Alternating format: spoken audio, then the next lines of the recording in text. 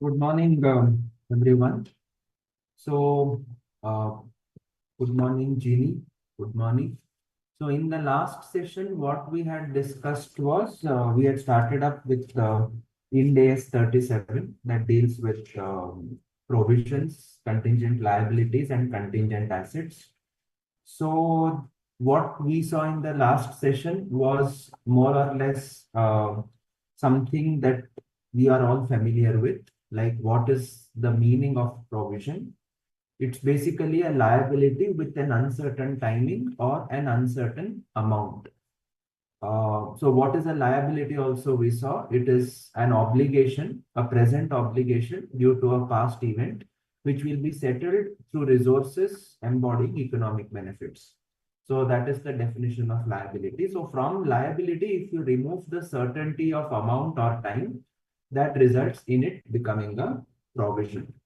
Okay. Now, after that, we saw what else did we check?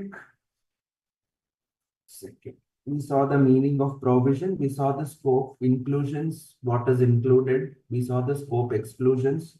We saw the need for having a separate standard because provisions were used as an accounting tool to manipulate the profits in the future.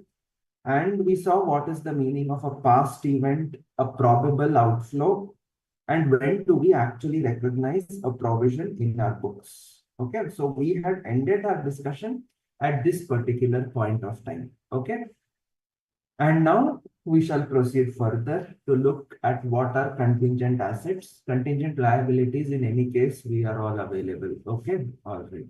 So good morning, Anina. Good morning, Kishore. Good morning. Okay, good morning, Monica, Hemant, good morning. Okay, all right. So now let us start our discussions for today. Uh, it appears that the volume is huge in terms of the balance portion, another half, but I'm sure that since there are no major computational points involved, we should be in a position to close these matters without any undue extensions. Okay, all right. So what do we mean by contingent assets and do we recognize them in the financial statements? This you are also available. You have been handling this right from your intermediate or even uh, a little bit of this you would be knowing in your foundation. So contingent assets are definitely not recognized in the books. Reason, well, conservatism comes into play. If we start recognizing, then it may end up in the recognition of income that may never be realized. So that is the reason why we don't recognize contingent assets. When there is a virtual certainty, what do you mean by virtual certainty? I gave you that I gave you that percentage framework, right? I gave you that percentage framework in one of the discussions. 0 to 5% is remote. 5 to 50% is possible. 50 to 95% is probable. 95 to 100% is virtually certain. So if you are virtually certain that the realization of income will happen, then it's not even a contingent asset, it becomes an actual asset. And therefore, you will proceed with recognition of the asset. However, what should we do is we should disclose a contingent asset where the inflow of economic benefits is probable. So what they are saying is, if I put up this timeline, if I put up this, not timeline, probability measurement tool, this is 50%, 95%, 100%, 5%. So when an event is having only a 5% chance of it happening or 0 to 5%, what did I tell? This becomes remote. Between 5 to 50%, it is possible. Between 50 to 95%, it becomes probable. And between 95 to 100, it is virtually certain. Okay. Again, these percentages are not given anywhere. It is more or less an estimate that is developed over the so many decades of reporting. So what the standard tells is, if it is a contingent asset and the inflow is probable, then what do you do? Disclose. Then what do you do? Disclose. Yes. Tell me one thing. When do we recognize a provision? When do we recognize a provision? We saw in the last session, right? In which category should it fit? The likelihood of the event happening. Remote, possible, probable, or virtually certain. Yes, Hemant has answered correctly. What about the others? Monica, bataiye. Probable, sir. Probable, sir. When it is probable. Anila also checked. Yes, she has also said. And Pooja and Monica also have answered. So you are able to understand the differentiation now. When the likelihood of an event is probable, you recognize a provision. Don't disclose it. You make a provision in your financial statements.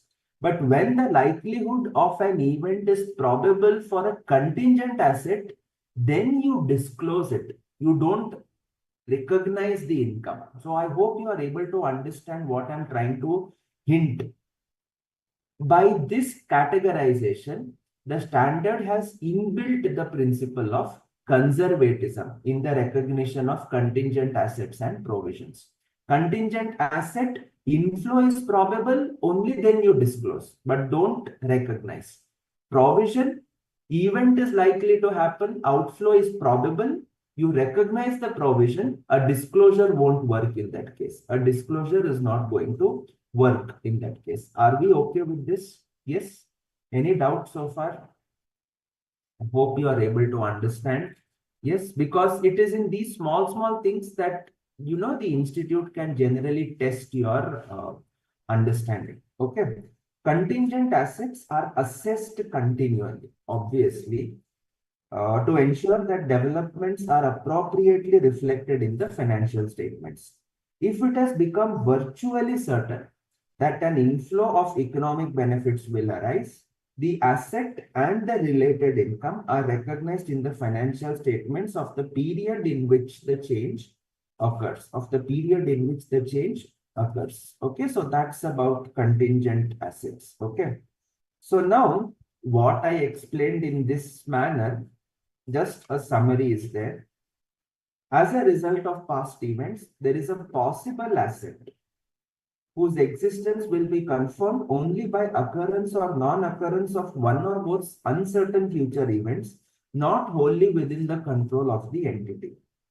When the inflow of economic benefits is virtually certain, will it be a contingent asset? Answer is no. It will be an actual asset. Recognition is appropriate. When the inflow of economic benefits is probable, then no asset is recognized, but you make the disclosure. And when the inflow is not probable, you don't recognize the asset, you do not make any disclosure. Okay, so that is about your recognition principles of contingent assets. Okay, okay, fine. So now we come to some of your questions. One question is there from your study mat itself.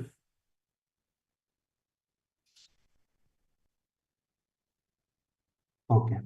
So X Limited filed a legal suit against a supplier of goods for compensation against damages on non-supply of contracted goods. I think that's the same question we are looking at. Yes. So tell me, if we are in the books of X Limited, will it meet the definition of a contingent asset? This meets the definition of a contingent asset because there is a possible asset, that is the compensation for the damages that arose from a past event, that is contract with the supplier, whose existence will be confirmed by occurrence or non-occurrence of an uncertain future event, not wholly within the control of the entity. That is the outcome of the legal suit. Okay. So it becomes a contingent asset. We are in the books of the company X Limited, which is filing the legal case. Okay, so that is just for your understanding. Okay. So now we come to a very nice question that is there on contingent assets. Okay. All right. During the year, QC Limited delivered manufactured products to customer A. So I'm having QC. It has delivered some products to customer A. These products were faulty, and on 1st October, A initiated legal action against the company, claiming damages in respect of losses due to supply of a faulty product. Upon investigation, QC discovered that the products were faulty due to defective raw materials procured from supplier D. So I am having D. D sold some goods to QC, and QC in turn used those raw materials to supply goods to A. So this is the chain. Now the product that QC has delivered to A is having a fault, and the reason behind that fault is due to faulty goods supplied by B. So QC has a liability on its transaction with A. And on the other hand, it has something like an asset. I'm just saying it's something like an asset, not an asset, from in respect of the goods that it procured from B. Therefore, on 1st December, so 1st October, A initiated a legal case on 1st October. QC initiated a case on 1st December. Okay. The company initiated legal action against D, claiming damages in respect of supply of defective raw materials. QC has estimated that the probability of success of both actions means A against QC and QC against D, is very high. So virtually certain. On 1st October, QC estimated that the damages it would have to pay A would be rupees 5 crores. Okay. We can read only 1 second.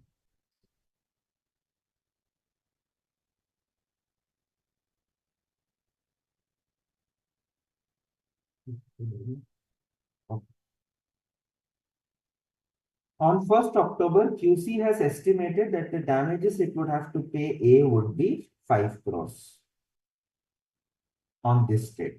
This estimate was revised to 5.2 crores on 31st March 2020 and to 5.25 crores on 15th May 2020. The case was eventually settled on 1st June when QC paid damages of 5.3 crores to B. Okay, so progressively they went on assessing. So immediately when the case was filed, 5 crores, then it became 5.2 on 31st March, 5.25 on 15th of May, eventually settled at 5.3 crores. On 1st December, QC estimated that it would receive damages of 3.5 crores from D. This estimate revised to 3.6 crores at 31st March 2020 and 3.7 crores on 15th May 2020. The case was eventually settled on 1st June when D paid 3.75 crores to QC Limited. So ultimately the settlement happens at 3.75. So ultimate settlement here it is 5.3, here it is 3.75. QC Limited had in its financial statements for the year ending 31st March provided 3.6 crores as the financial statements were approved by the Board of Directors on 26 April 2020. Whether the company is required to make a provision, to make a provision for the claim from customer A as per applicable Ind AS. What do you guys think? Is it required to make a provision? Yes. Claim from customer A. Yes. Any other answers? Girls? Hemant has answered. Ginny? Yes. Required to make a provision? Obviously. the likelihood of success is very high, and therefore you will have to make a provision for the claim. And what is the amount of provision that you will make? See, what is the estimate that is given? 1st October, 5 crores. 31st March. Why do I write it like this?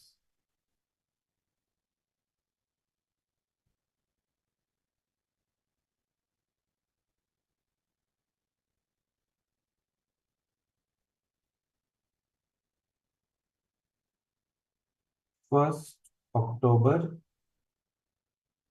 5 crores. 31st March, 5.2 crores. 15th May, 5.25 crores. And finally settled on 1st of June for 5.3 crores. ये तो हो गया outflow. On similar lines, the asset settlement was estimated at 3 point, that is on 1st December. 3.5 crores. This became 3.6 crores. This became 3.7 crores. And this later on settlement happened on 1st of June for 3.75 crores. And here the financials were approved on which date? 26th April 22. Okay. So now quickly, should QC Limited make a provision? Answer is yes. कितने का provision बनाएगा? 5 और 5.2. मोनिका, निशा, पूजा. 5.25 करोड़ की provision होगी. 5.25 crore की provision होगी. Anu, what do you think? Anila, what do you think? Anila is there. Okay. 5 crores. Okay. What 5 about crores. 5. 5 crore? Yes. Okay. What about the others? Monica? Okay. Balance sheet date पे 5.2, I guess 5.2. 5.2. Absolutely right. Hemant also had said 5.2. Ginny also has mentioned 5.2. So that's right. You will make a provision of 5.2 crores. See, initially when the case was filed, I estimated as 5 crores. But as and when the case progresses, you get additional information. Okay, you get additional information. So 5 crore ka to provision entry, you will take the hit on 1st October. But as you progress, you note that this is going worse than expected. So you already have an estimation of 5.2 on 31st March. Sir, I have 5.25 on 15th May also. Agreed. But the financials are approved before that.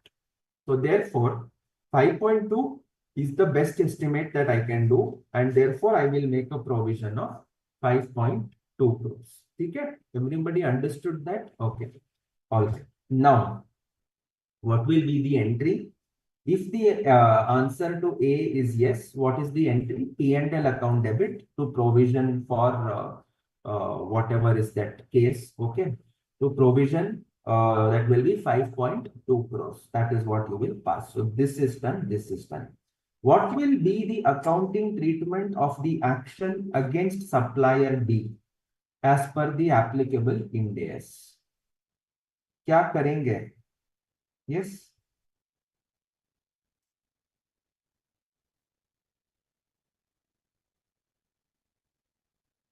What are you going to do? Facts are similar. Facts are similar.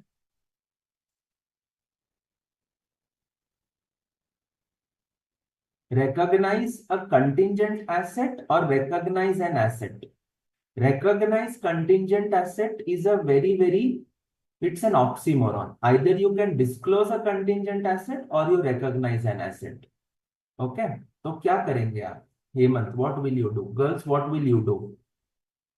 Nisha, okay. Hemant is saying recognize. और पूजा बताइए. Sir वो question वाली slide पे जाइए ना, I not read that full question. ये वाला आप क्या कीजिए, यहां से पढ़िए. Okay. Remaining is amount. So मुझे अमाउंट फिलहाल नहीं चाहिए. I just want to know, will you recognize an asset or will you disclose as a contingent asset? Monica. So disclose as asset. Okay. Contingent asset. Very high. No, sir, no, sir. Recognize as asset very high. Matlab that means virtually Achha. certain. Okay. All right. Fine. Jeannie, what is your opinion? He has written. Anu has also answered. Nisha has answered. Okay.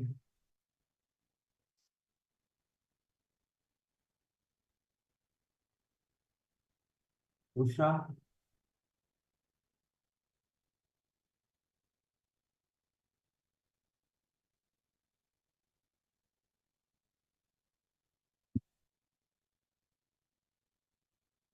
Asset recognise करेंगे।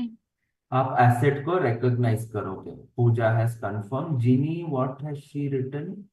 It is virtually certain we will not recognize. Okay. All right. Now see, there are two ways of reading this. Okay. Usha has also answered very well. So there are two ways of reading this. One is very high. We interpret as virtually certain. Okay. And all of you answered. I mean, majority of you answered recognize the asset. Okay. That is one way of interpretation. The other way of interpretation is probability of success, to it's definitely very high.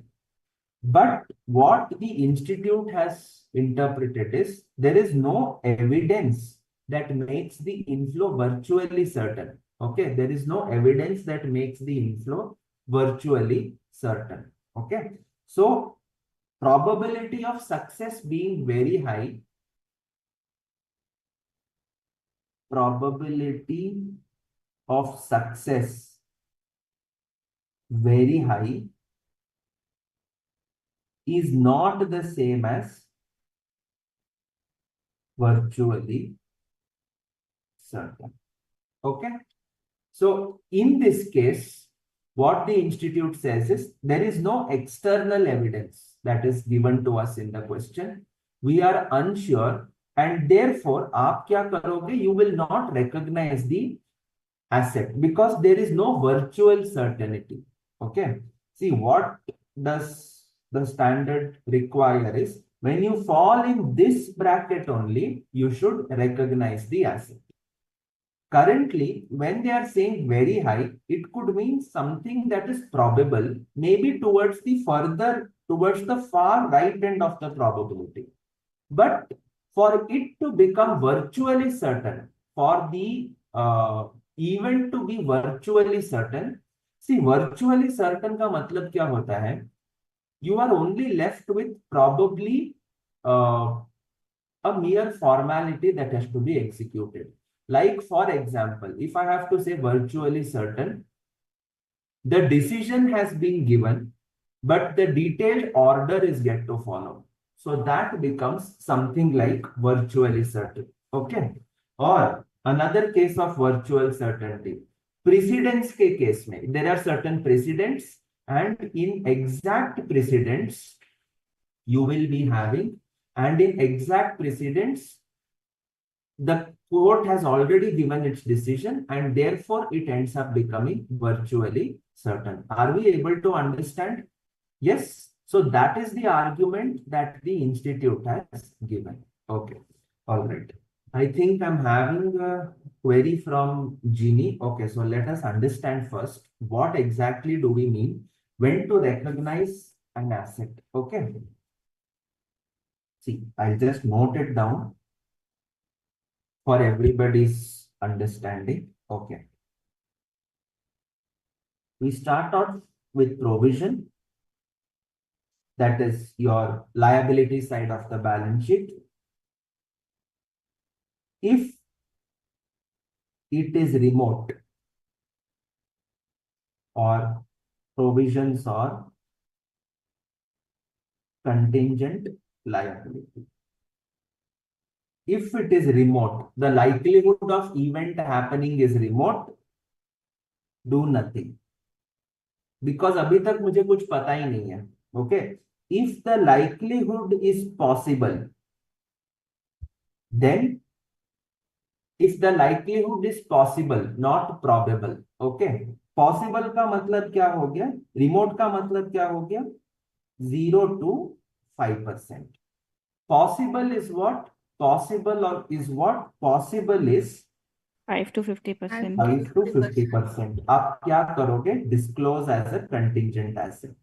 Sorry, liability. Disclose as a contingent liability. Probable, that is 51 to 95%. Yes. Recognize provision. And virtually certain. That is 96 to 100%. बचा क्या है करने के लिए? You have already recognized the provision in the books. At the most आप provision हटाओगे, liability लेकर आओगे. That's it. But it is the same. So same action will happen. You will recognize it. Okay. Coming to assets or contingent assets.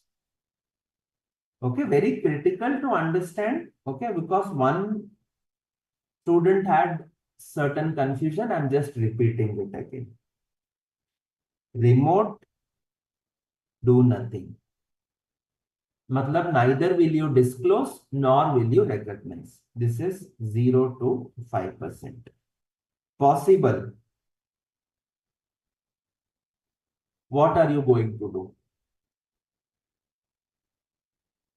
Bolo, what are you going to do?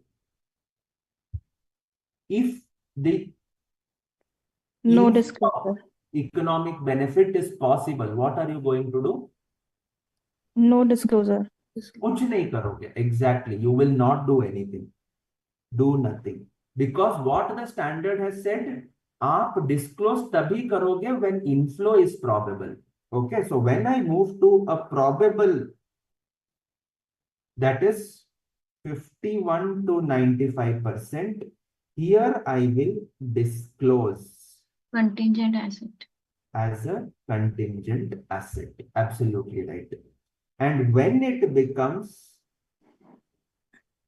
virtually certain, that is Recognizes it. yes. Sir Yes. मेरी query कुछ और है। हाँ जी, मेरी बताइए। Query ये है कि अभी आपने 2 एग्जांपल्स बता दिए प्रीडिसेसर के केस में और लॉ ऑर्डर के केस में। Yes. इन 2 केस को छोड़कर अगर एग्जाम में कुछ और हाँ। आता है जिसपे हम डिसाइड नहीं कर पा रहे कि whether it is contingent asset और asset, Actual asset. Actual asset, that time we मतलब हम लोग अजम्पशन ले सकते हैं कि इट्स लाइक जैसे वेरी हाई। अगर ये क्वेश्चन एग्जाम में आता और मैंने अगर आपसे नहीं अभी कुछ सीखा होता तो मैं यही एजम्पशन लेके चलती कि very high that means it's equals to virtual certainty और that means we create a asset.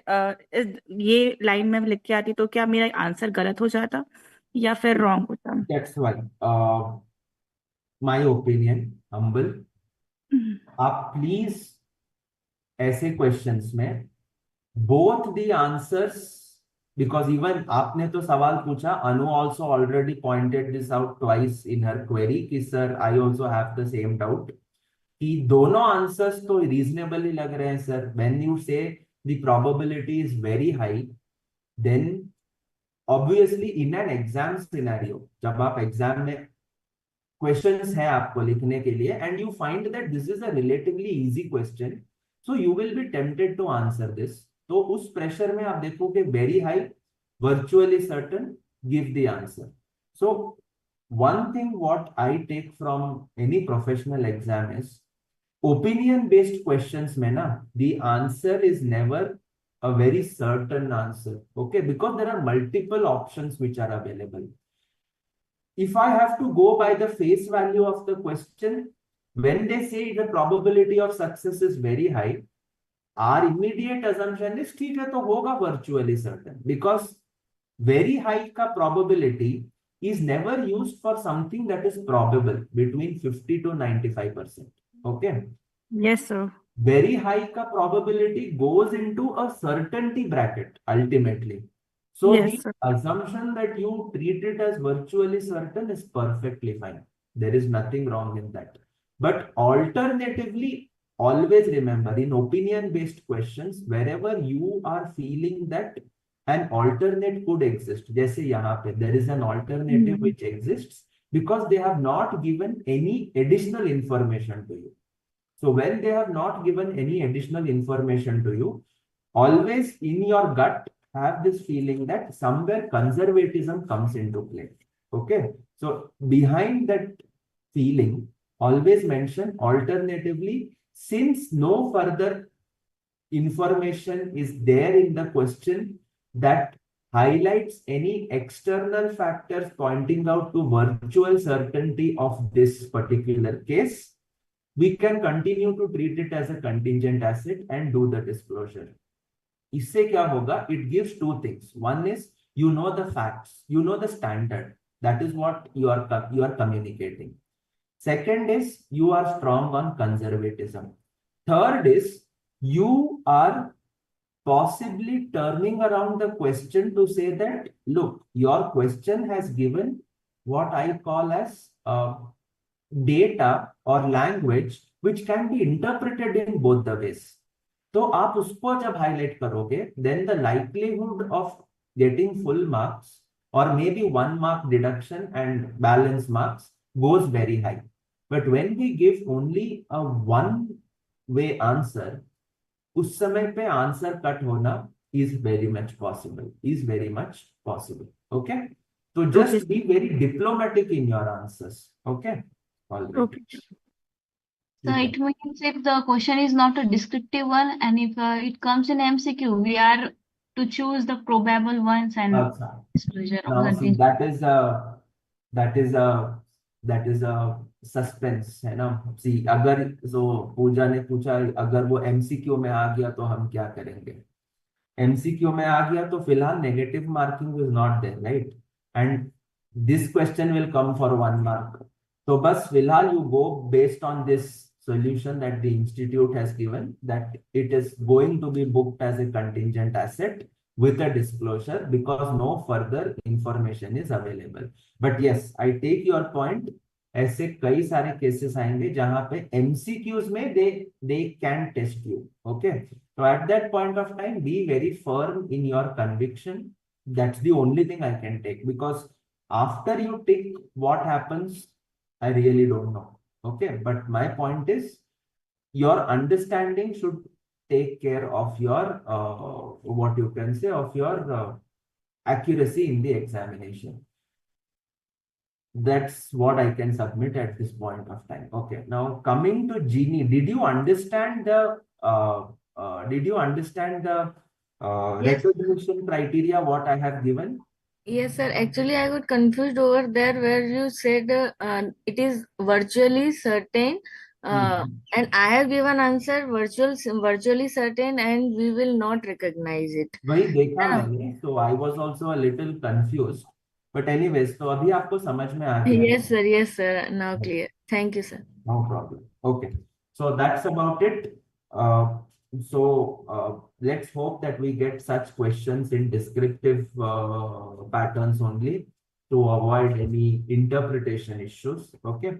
But always remember, in your gut, somewhere you have conservatism also, particularly in standards that involve recognition of certain assets which were not recognized earlier. There are typically some standards where recognition of probable benefits should be done, जैसे कि revenue standard, Ind AS 115. Please go ahead and book if you have expertise, if you have been executing that particular activity, if you are certain of getting some benefit, then please go ahead and recognize the asset. Okay. But my only point is, you should know where to do the balancing. Just when I talk about Ind AS 37, conservatism has more importance. When I talk about Ind AS 115, realistic presentation of results becomes more important. So even in this overall gamut, understand which standard focuses on what. That should take care of most of your problems as to how to approach the questions in the examination. Okay, all right, fine. So coming to the next part, contingent assets ho gaya, this is done, this illustration is done. All right. Now, this is a very interesting question. This has come in the RTP. A company manufacturing and supplying process control equipment is entitled to a duty drawback if it exceeds its turnover above a specified limit. To claim the duty drawback, the company needs to file application within 15 days of meeting the specified turnover. Okay. If application is not filed within stipulated time, the department has the discretionary power of giving the duty drawback credit. For the year X1, X2, the company has exceeded the specified limit of turnover by the end of the reporting period. However, duty drawback has exceeded the specified limit by the end of the reporting period. Matlab 31st March ko it crossed that turnover limit is what we can assume. However, duty drawback can be claimed on filing of application within the stipulated time or on discretion of the department if the filing of the application is late. The application for duty drawback is filed on 20th April 20X2, which is after the stipulated time of 15 days of meeting the turnover condition. You had to file by 15th April. You filed the application on 20th of April. Contingent asset, sir. क्या होता है? Contingent asset, sir. एक minute रुकते हैं, थोड़ा सोचते हैं. Okay. Duty drawback has been credited by the department on 28th June 20X2. The financial statements have been approved by the board of directors on 26th July 20X2. What would be the treatment of duty drawback credit as per the given information? This has come in your RTP. बेटा ये asset है तो provision नहीं होगा. Okay, Anu, this is I'm going to get a duty drawback. Okay, so this is the opposite of provision. Okay, I hope you meant that when you said provision, but it's actually you have to say that it falls in the category of assets. Okay, क्या लगता है आपको? Monica said it's a contingent asset because I think she would go by the presumption that this is at the discretion of the officer, if I'm not wrong. Okay. So two things. So first is 31st March तक uncertain था और मतलब इतना virtually certain नहीं था कि मिलेगा क्योंकि this is on the discretion of department और the filing is late by 5 days. Yes. So see, let me break this up into 2-3 points. Always when you have so many dates involved, it's advisable to have a rough timeline for our understanding. Okay. यहाँ पे आ गया 31st March. 31st March, I fulfilled the criteria. Okay. All right. 15th April tak you had to do the filing. Okay. This is the time limit. Okay. 20th April, you did the filing. 20th April, you actually filed for the application. Filing date. Then, duty drawback has been approved by the department on 28th of June. Approved. And 26th July. Approved by department for duty drawback. And 26th July, approval of financial statements by the board of directors. Okay. Now is the story clear? So now think and answer. Okay. There are plenty of ways we can get foxed by such questions. Okay.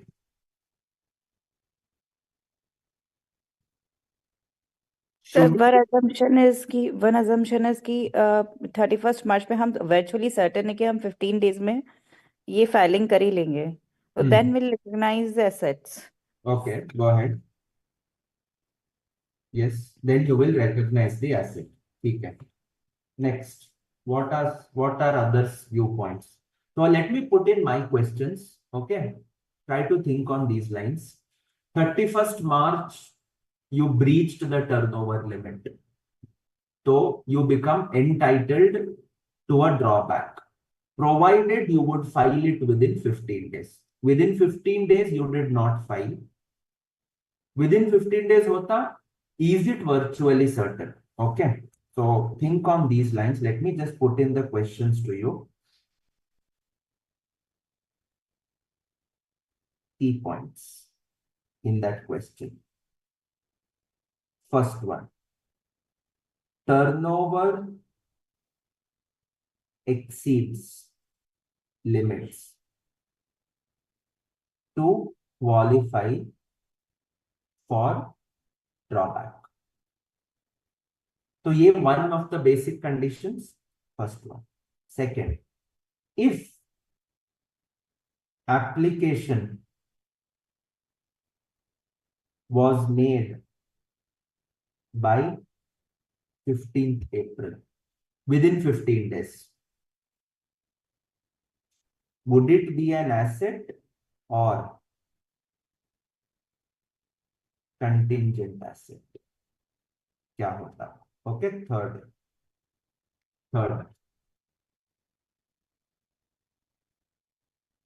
As financial statements are approved after department approval,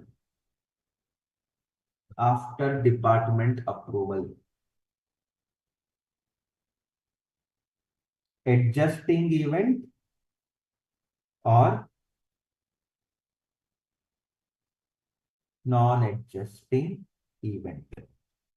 Yes, because I hope you are able to understand. When the financials were approved, हमारे पास already approval था that the duty drawback is to be allotted to this particular entity. ठीक है? So now my question is, should it be treated as an adjusting event or should I treat it as a non-adjusting event and make a disclosure? Okay? Think on these lines and just put in your answers or give your answers. Monica, you can also start. Pooja, आप बताइए. Sir ये जो department का decision आया था वो आया था 28 जून को. Before that conditions existed on balance sheet date, तब तो कोई सर्टेनिटी नहीं थी. वर्चुअल सर्टेनिटी 28 जून में आई है, तो कंटिजेंट एसेट होना चाहिए बैलेंस शीट पे. अगर हम देखें कि वो एडजस्टिंग इवेंट है या नहीं, as the conditions are changed before approval of the financial statements, जिसके से हम कंडीशंस अफेक्ट हुई है या नहीं हुई है, बस ये इंटरप्रिटेशन में मैं कंफ्यूज है. अगर लेते हैं कि condition existed at balance sheet date affect हुई है, उसी के रिलेटेड एडिशनल इंफॉर्मेशन है, then we will recognise asset. ठीक है, good. At least some thoughts. Yes, Nisha, you would like to add something?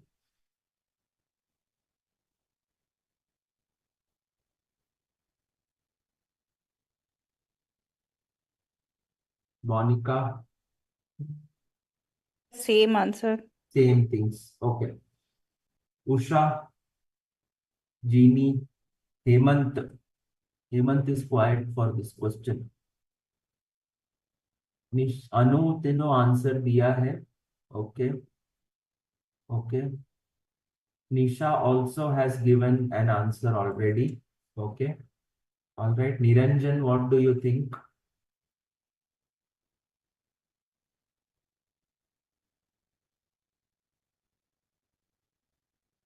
Okay.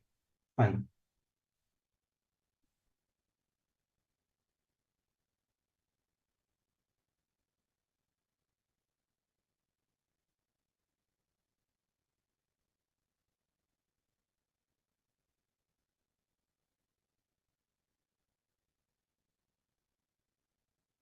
Okay. Tell me one thing. For this duty drawback to be received, how many conditions are there? One condition or two conditions? Exceeding turnover limit. Exceeding turnover limit. एक ही condition? Filing of application within 15 days. Filing of application within 15 days. तो दो conditions हैं, right?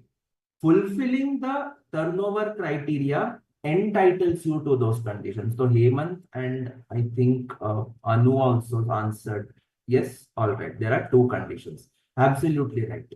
So first thing is on 31st March, you are eligible to make the application. Yes. So two conditions fulfill होने चाहिए. हमारे कितने condition fulfil हुए थे 31st मार्च को? एक ही कंडीशन फुलफिल हुआ था. Because I still had the time to make the conditions fulfillment in the next financial year. 15 days time was available with me. So first of all, on 31st March, this cannot be an asset because you have not filed the application by 31st of March.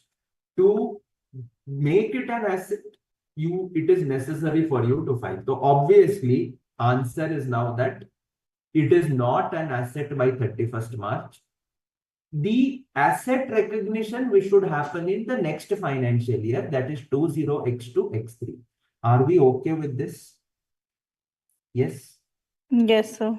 So that is the fundamental background of this question. Since the claim was to be accrued only after filing of application, its accrual will be considered in the year 20X2, X3 only. And therefore, you can treat it as a contingent asset, which will be realized when the department credits the same. Are we okay? Yes. Yes, sir. So the duty drawback was a contingent asset for the first year, and it will become an asset and related income to be recognized in the period in which the change occurs. That is the period in which the realization becomes virtually certain. The period in which the realization becomes virtually certain. Are we okay? Yes. Yes, sir. Okay. Anu, on 31st March, we were virtually certain that we will file an application. There was no such event that application will not be filed. अच्छा. कई बार हम बहुत certain होते हैं कि हमारा return time पे चला जाएगा. Yes. But last minute में साइट डाउन होता है, connectivity issues happen, department site crashes. So you are virtually certain that you file the return. Tax audits के case में you would have seen it. Many companies, they do their filing by 31st, 31st October was the date, right? 31st October. They do everything. It's all ready. But does the filing happen on time? There could be inadvertent delays by 1 or 2 minutes in respect of the returns or audit reports which are filed last. Yes or no? So we are virtually certain about only one thing, that is fulfilling the turnover criteria. But am I virtually certain of filing the application within 15 days? Answer is data is not given. And आपने किया ही नहीं है. If you are virtually certain by 15 days, then आपने 5 दिन का delay क्यों किया? Yes, number one. Number two, this is the second condition for claiming the asset or claiming the drawback. That is filing within 15 days of meeting the turnover criteria. And therefore, your asset gets triggered only at this point of time. It gets triggered only at this point of time. Yet, this is not my triggering date. This is the date to become eligible to file. आप समझ रहे हो? Are you able to understand the fact? Because of this triggering, you will file the application. Yes, many times what happens? Some companies will choose to not even claim the drawback because it may come with innumerable conditions, which an entity may not be sure of fulfilling. जैसे कि I know some companies which had which were incorporated in special economic zones, but they did not avail the 10AA exemption because they were sure कि हम conditions fulfill नहीं करेंगे. So they will not recognize the exemptions when they are filing their tax returns. So in this case also, 31st March is giving you an eligibility to make the application. But that does not mean that you are eligible to get the drawback, because the eligibility for getting the drawback is determined by the application that you file. And that application, when you file, if it is done by 15th April, it is virtually certain that you will get, because based on the way the question is worded, no questions will be asked and the drawback will be given if you file within 15 days. Beyond 15 days, it is at the department's discretion. जैसे कि even in income tax, you see this application made to the CBDT under 1192B, where there are delays in filing your audit reports or whatever is there, and an application is made to the CBDT for condonation of delay. Yes, so in this case also, delay हो गया है, department has been considerate to give you a window of reapplying and again getting benefit from the duty drawback. So your certainty gets triggered on 15th April if you file within 15 days. अगर आपने 15 days के अंदर file नहीं किया, then will the filing date after that trigger virtual certainty? Suppose I filed on 20th April. Can I say I'm virtually certain of getting? Answer is no.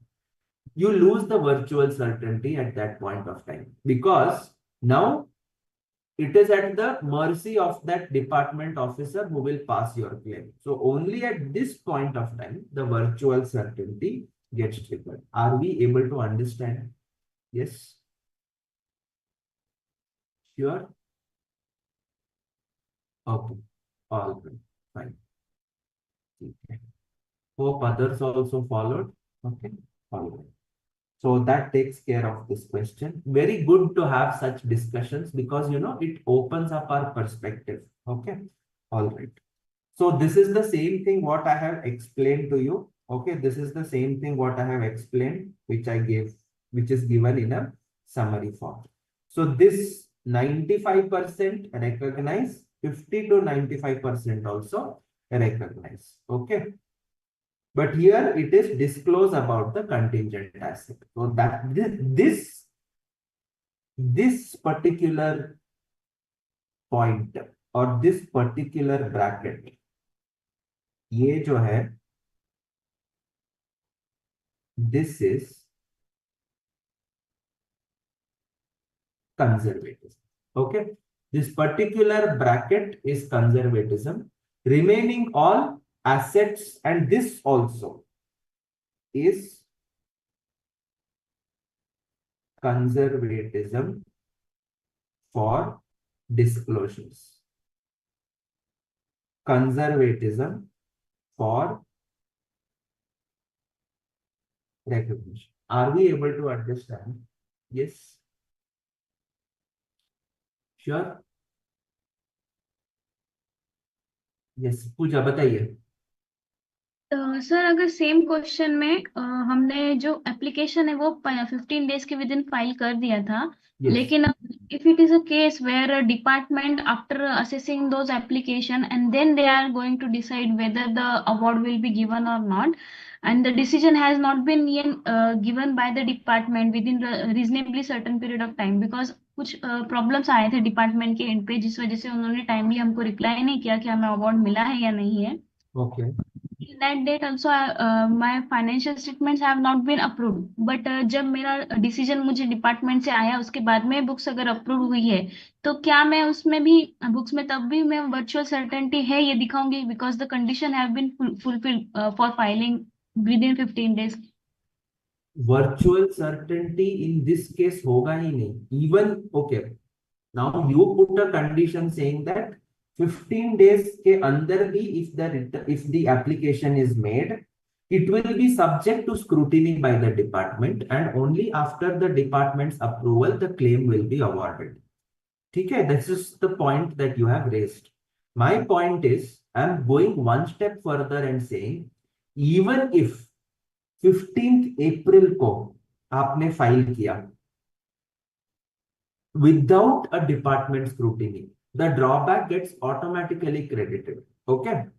Even in that case, I cannot say that there is a virtual certainty on 31st March, because for this asset to come, filing within 15 days is critical, and that trigger is happening only in the next financial year.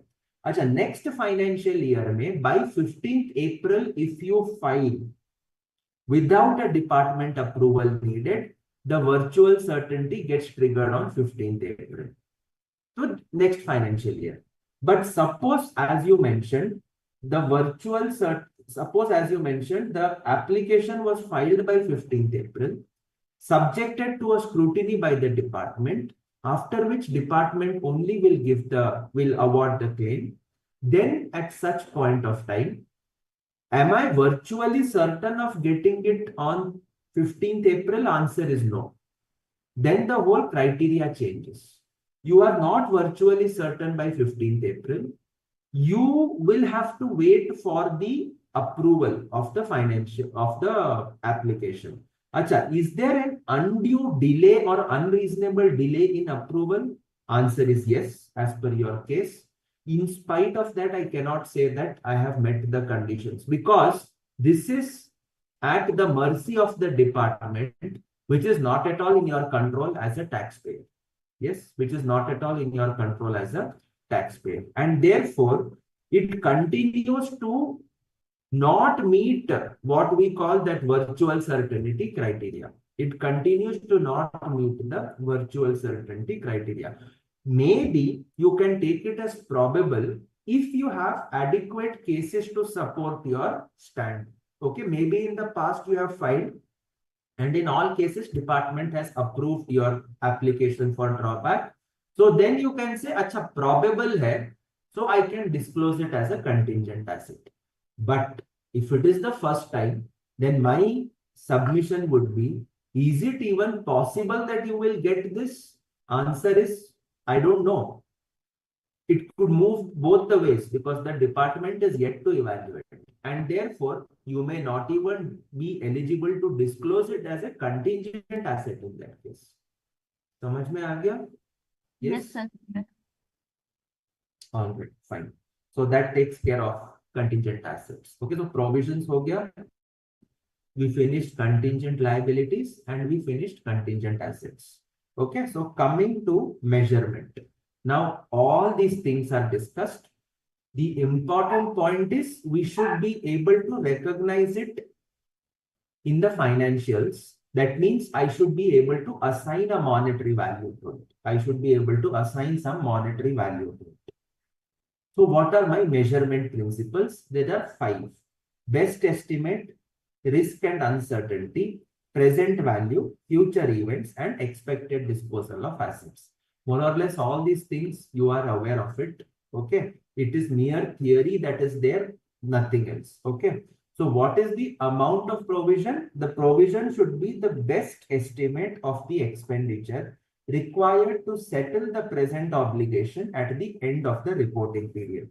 So best estimate of the expenditure required to settle the obligation at the end of the reporting period. Okay. So at the end हमारा estimate कितना होगा? That will be the basis for recognition. अच्छा, what is best estimate? It is estimate of the amount that an entity would rationally pay to settle or transfer the obligation. Fair enough. अच्छा.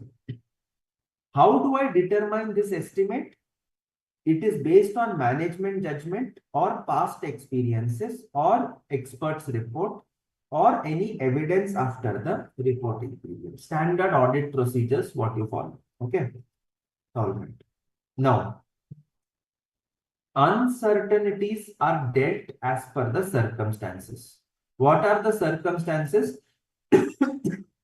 If there are large population of items, जैसे आप a company dealing in white goods like air conditioners, washing machines, refrigerators, there are each item has huge, each item has a warranty associated with it. So my whole business warranty becomes a significant provision. So how do I do that estimation? I will estimate by weighing all possible outcomes by the associated probabilities, I'll go for a weighted average approach. Continuous range of outcomes, then with each point being as likely as the other. Midpoint of the range is used. And if it is a single obligation, जैसे court case, either you can win or you can lose. You cannot do both the things together. So when it is either this or that, then consider the most likely outcome. That means more than 50% whatever is there, please consider that. Acha, my provisions, should it be net of tax or before tax? Answer is before tax. The tax implications will be dealt with under Ind AS 12. Are we okay with this? Yes. Are we okay? Yes, sir. All right. So again, we can proceed to your study material. There is one question on this illustration. Okay. An entity sells goods with a warranty under which customers are covered for the cost of repairs of any manufacturing defects that become apparent within the first 6 months after purchase. If minor defects were detected in all products sold, repair costs of 1 million would result. If major defects were detected in all products sold, the repair costs of 4 million would result. The entity's past experience and future expectations indicate that for the coming year, 75% of the goods will have no defects, 20% of the goods with minor defects, and 5% will have major defects. 75 plus 20 plus 5 becomes 100%. Assess the probability of an outflow for the warranty obligations as a whole. Okay. So clearly 75% no defects, so into nil, 20% into 1 million, and 5% into 4 million. So that's about it. Okay. So 4 lakh rupees. So your answer will be 4 lakh rupees. Am I okay with this? Yes. Yes, sir. Okay. All. Then there are 2 examples. If an entity has an environmental obligation to clean up the drinking water that got contaminated, then there are different ways, there could be different ways to carry out this work. Each of these methods would have different probabilities of success and would cost different amounts. In such a case, the entity might choose the method which has the most likely possibility of success. Okay. So, multiple methods, multiple probabilities. So, you could choose the one that has the most likely possibility of successes. Okay. If an entity has to rectify a serious fault in a major plant that it has constructed for a customer, The individual most likely outcome may be for the repair to succeed at the first attempt at a cost of 1,000. But a provision for a larger amount is made if there is a significant chance that further attempts will be necessary. See, these examples are only to make you familiar that there are numerous ways in which your provisions can be estimated. There are numerous ways in which your provisions can be estimated. Okay, so bas pad lo. Otherwise, there is no major, what you can say, explanation that's required from my side. Okay. Okay. See, this warranty part B is what we have done just now. Okay. Part B is what we have done just now. Minor effects 20 lakhs, major defects 50 lakhs. 80% no defects, 15% minor, 5% major. Only figures have changed. Answer will be the same. Okay. All right. Okay. A manufacturer gives warranties at the time of sale to purchasers of its product. Under the terms of the contract for sale, the manufacturer undertakes to remedy by repair or replacement manufacturing defects that become apparent within 3 years from the date of sale. As this is the first year that the warranty is available, there is no data to indicate whether there will be a claim under the warranties. However, industry research suggests that it is likely that such claim will be forthcoming. Should the manufacturer recognize a provision in accordance with the requirements? Why or why not? So this is a first time entity. Okay. पहली बार उसने cell करा है and they are asking whether a warranty provision should be recognized because there is no past experience. What do you guys think?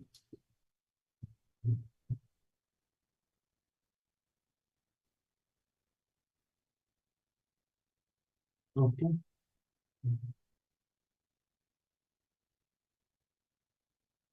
Yes. Jeannie, what do you think?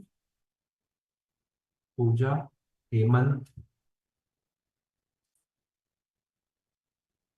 Nisha. Okay. She has answered.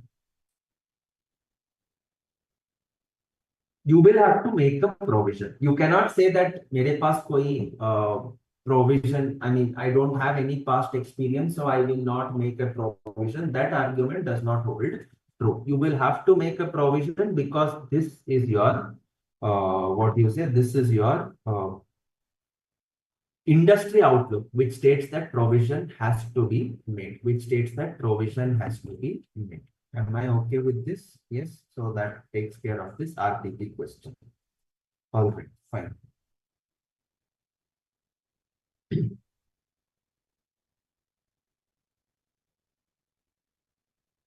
A company provides after-sales warranty for 2 years to its customers. Based on past experience, the company has the following policy for making provision for warranties on the invoice amount on the remaining balance warranty period. Less than 1 year, we make a 2% provision. More than 1 year, we make a 3% provision. The company has raised invoices as under 19th January 2018, 4 lakhs. 29th January 2019, 2,50,000. 15th October 2019, 9 lakhs. Calculate the provision to be made for warranty under Ind AS 37 as at 31st March 19 and 31st March 20. Also compute the amount to be debited to the statement of profit or loss for the year ended 31st March 2020. Yes.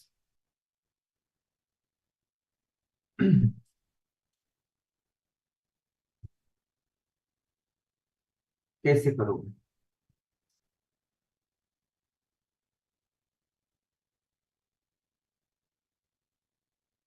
How am I going to do this? I think you have access to these questions, right?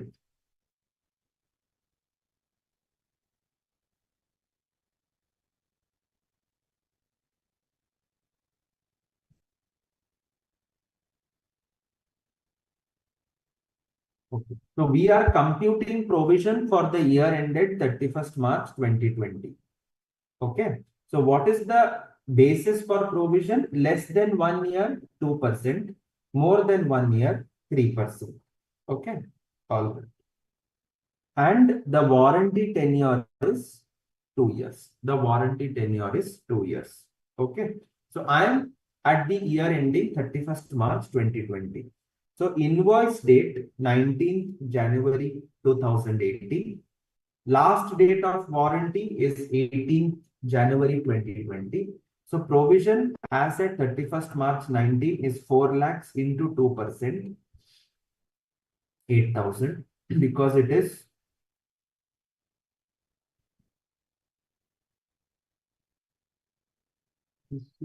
what does it say? On the remaining balance warranty period. Okay. On the remaining balance warranty period. Okay. So 4 lakh into 2%, 8,000. On 31st March 2020, warranty expired is 0. Coming to 29 January 19, warranty expires on 28 January 21. So 2,50,000 into 3%, more than 1 year. And as at 31st March 2020, it is less than 1 year. So into 2%. And same for this one. Invoice not raised is 0. That is why nothing will come in March 19. And here it will be 3%. So 32,000. And what is hitting the P&L will be 32 minus 15,500. So that gives you 16,500. Anybody has any doubts in this question? Please go through this. Please go through this.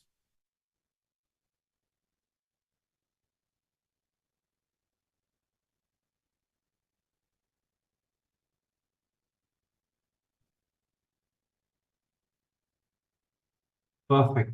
Very nice. अच्छा ये inter में था. Okay. I don't know. I just picked up some questions to give you something that you can take it, because what is there at final level is not much on the calculation part. Okay. All right. Question 21. Blitz sold 1 lakh gaming stations during the year with a warranty condition to make good by repair or replacement any manufacturing defects that are reported within 6 months from the date of sale.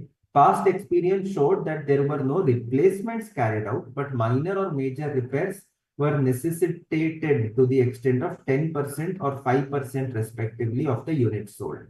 The cost of such repairs would be 1,000 or 6,000 per unit respectively. While finalizing the accounts for the year, the company does not reflect, the company's financial statements do not reflect any provision in this regard. You are required to comment on this.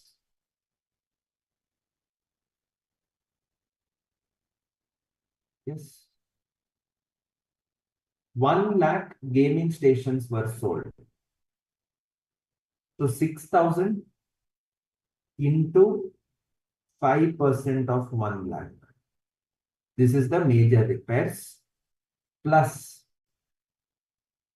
1,000 rupees minor into 10% of 1 lakh.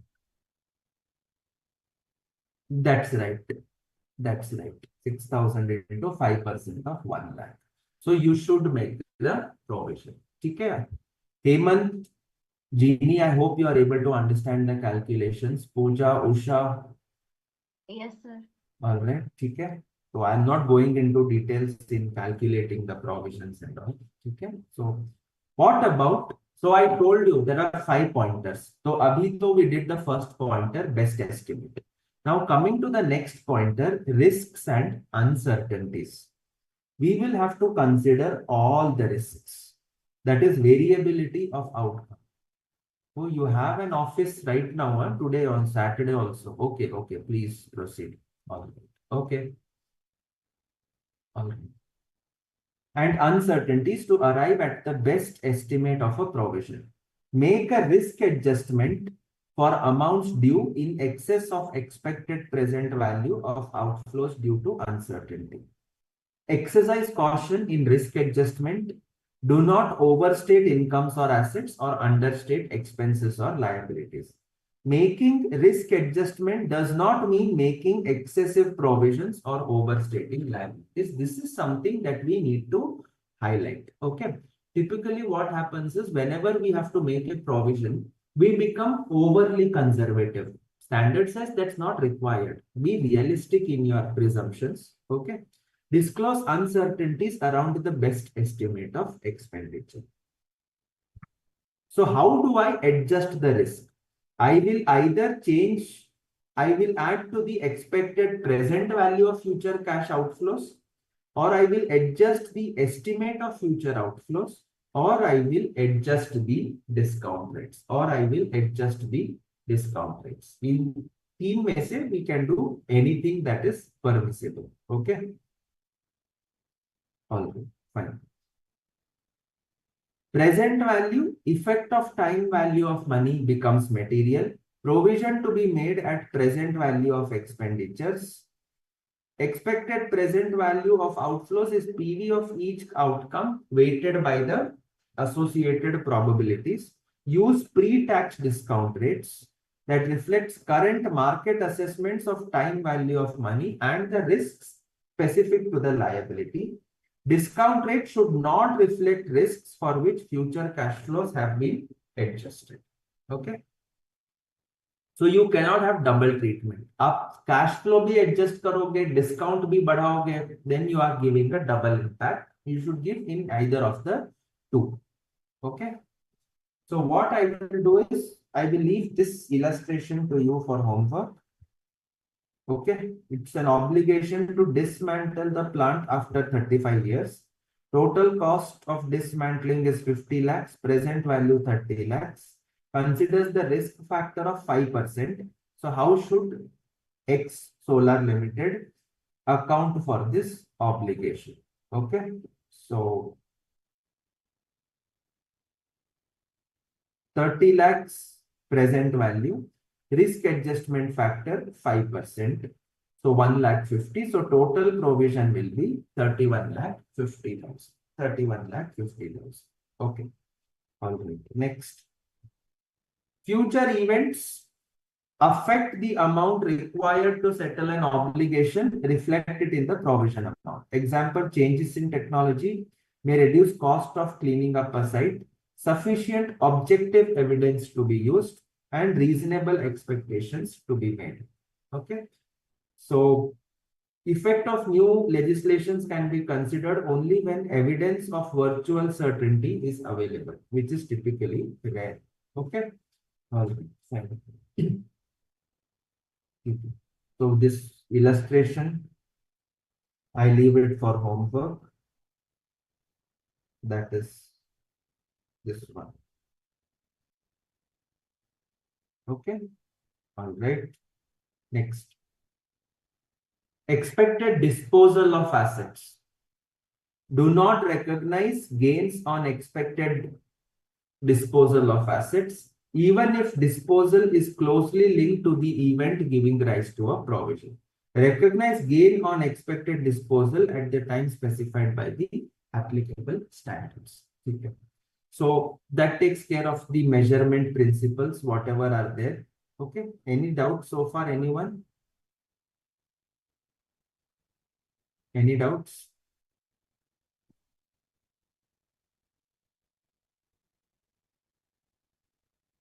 No doubts? No, sir. ठीक है. काफी theory है. Sir हाँ, sir बताइए. Sir risk adjustment का rate भी given है और कैश फ्लो का इंक्रीज अमाउंट भी गिवन है, तो what will we prefer first? You मतलब बोथ can में से तो एक ही यूज ले सकते हैं. एक ही अब वो यूज करना है. हाँ. तो आपका पूछना है कि इन दोनों में से हम कौन सा प्रिफर करेंगे, right? Right. So you can go ahead for increased cash flow, because if you are in a position to estimate the increased cash flow, please take that into your provisioning. Don't go for a reduced discount rate in that case. Okay? Okay sir. Because ultimately, what is a provision? It is your obligation that will be settled through outflow of money.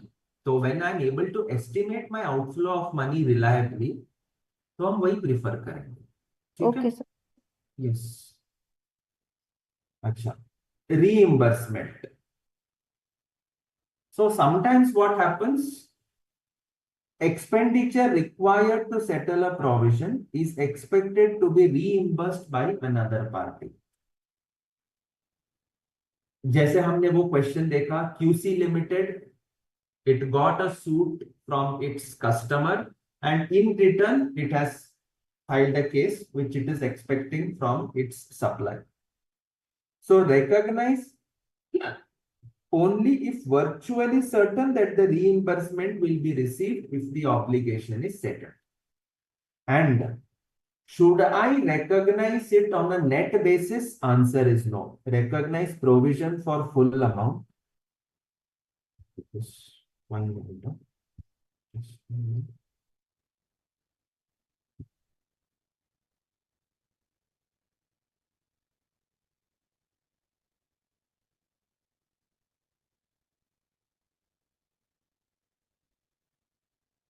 Just 1 minute.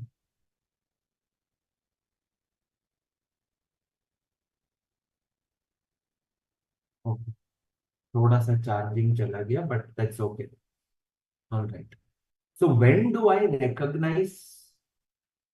How do I recognize my reimbursement provision? I will recognize it at the full amount. That is asset at full value, provision at full value. Net setting mat karo. Net setting mat karo. Okay. Treat reimbursement as a separate asset, provision as a separate liability. But the expenditure in the P&L, you may net it off. Okay. The expenditure in the P&L, you may net it off against the income on reimbursement. Okay. An obligation for which an entity is jointly and severally liable is a contingent liability to the extent that it is expected that the obligation will be settled by the other parties. Okay, an obligation for which an entity is jointly and severally liable is a contingent liability to the extent that it is expected that the obligation will be settled by the other parties. Are you able to understand this part? The last part of this slide? Yes. Jointly and severally liable. Okay.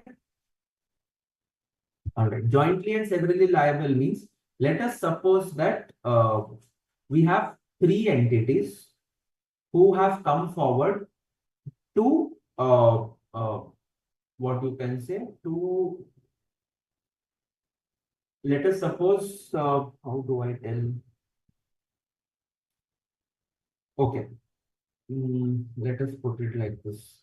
Suppose we are having a company that is into infrastructure development, and it has in turn contracted somebody else to execute a part of the project, and a third person is also subcontracted. So all these 3 people are executing the particular project. Now, any damage or any repairs, maintenance, modification that is required for a period of 5 years, all these 3 people are jointly and severally liable. So let us suppose that the first entity does not fulfill its commitment. It has to be fulfilled by the remaining 2 people. If 2 people do not provide or do not make good their liability, the third person is responsible for the entire value. So my point is, what the standard tells is, where it is jointly and severally liable, then what is the obligation of the other party becomes your contingent liability. Is it okay? Yes. What is the obligation of the other party becomes your contingent liability. Are we okay? Yes. Okay. Because ultimately it depends on the opposite party's settlement, which is not necessarily in your control. Okay. So ye pad lena, this is just for homework. It's just a summary that is there. Okay. I leave this illustration to you for homework.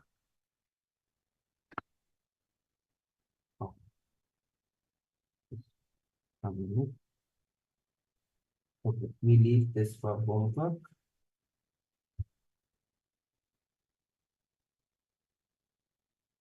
You can take this for homework. Okay. Let us now pick up this particular question. Okay.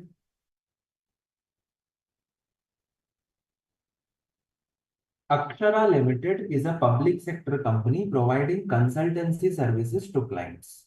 In 1920, the government set up a commission to decide about the pay revision. The pay will be revised with effect from 1st January 2018 based on the recommendations of the commission.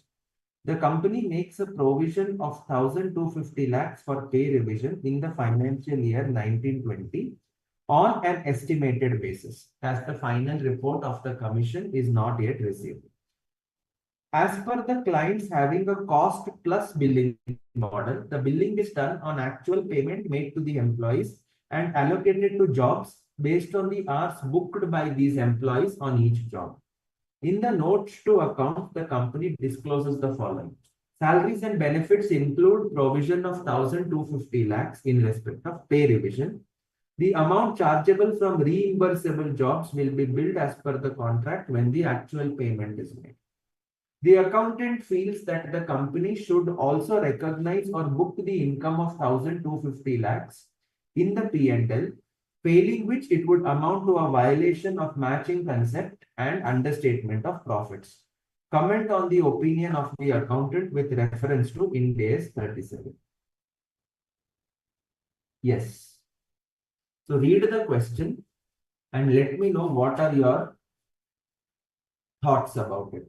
Okay, if you have not understood, you can mention that also.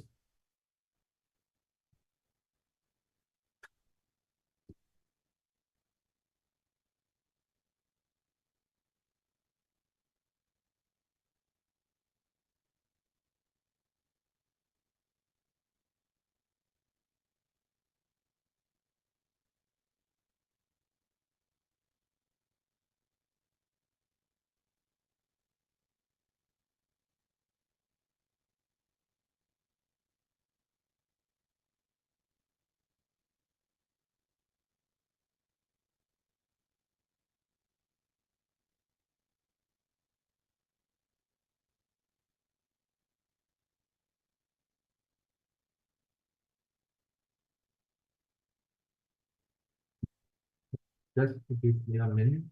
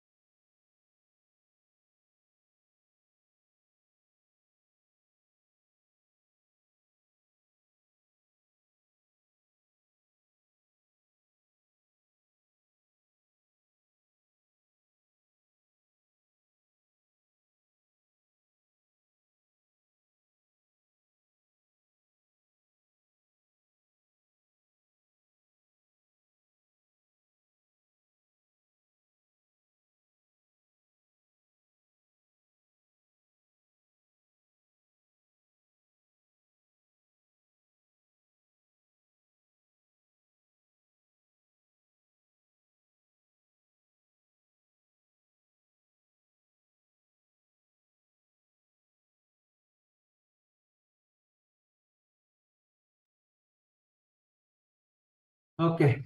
Yes. Billing is done on actual payment basis. Okay. So tell me, comment on the opinion. Tell me one thing.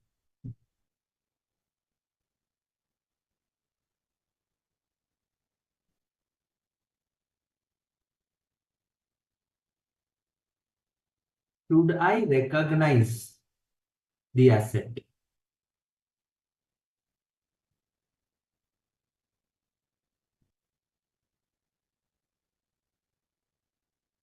Yes. What is happening? There has been a pay revision. Pay revision के वजह से what is happening is the salary cost of this company has gone up by 1,250 lakhs. So one point is sure, a provision for this has to be made. Okay. Retrospective revision hua hai, so a provision for this has to be made. As per the contract with the clients, it is a cost plus billing model. And the billing is done on actual payment made. In the notes to accounts, they say that salary and benefits include provision of 1,250 in respect of pay revision.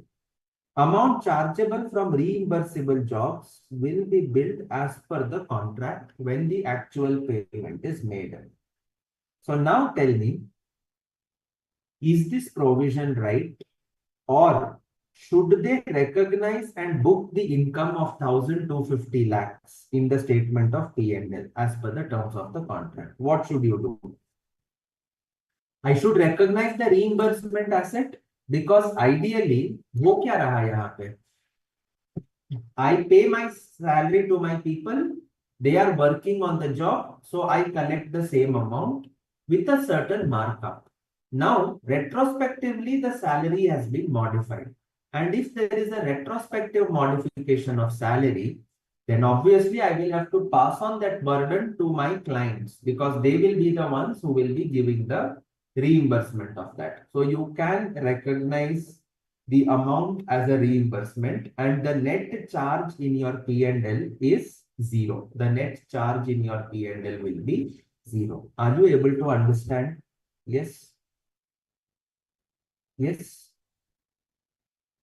So typically, again, here, like earlier questions, Institute has answered in both the ways. Institute has said if there is a reimbursement clause for price escalation, then there is a virtual certainty that you will collect it. So there is no problem in recognizing the reimbursement asset. But if there is no such criteria, or if there is no such certainty criteria getting satisfied, then you cannot book it as income. So that's why I'm telling these kind of questions, they come with their own set of assumptions. Okay. Zaruri nahi hai what you assume, the examiner should think about it in the same way. So whenever you do such questions, please mention your assumptions very clearly. And please understand that alternatives are available. So you can always say that in the absence of alternative assumptions, the solution may undergo a change. Okay. You need not even mention the alternate if you are not sure. If you are sure only about your assumptions and the implications, please give that, and mention alternative assumptions can lead to alternative solutions also. Okay. So जब आप ये बताओगे, at least a sense of understanding goes to your examiner that the student knows what he or she is talking about. Okay. So reimbursement is done. All right. Next. Changes in provisions, we should be reviewing these at the end of each reporting period and adjust to reflect the current best estimate. If no longer probable that an outflow of resources will be required to settle the provision, then you please reverse it. Where discounting is used to reflect passage of time, increase is recognized as borrowing cost. You would have done, have you guys done Ind AS 16 provision for decommissioning and restoration? Yes. Sir.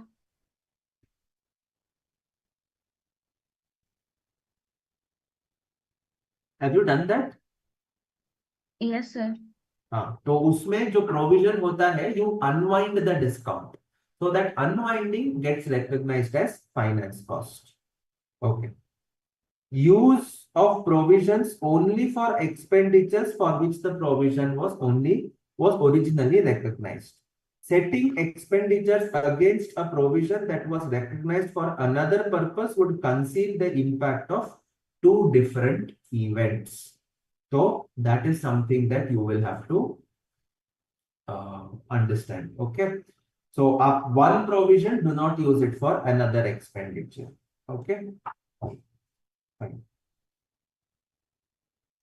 X Limited has an income tax litigation before appellate authorities.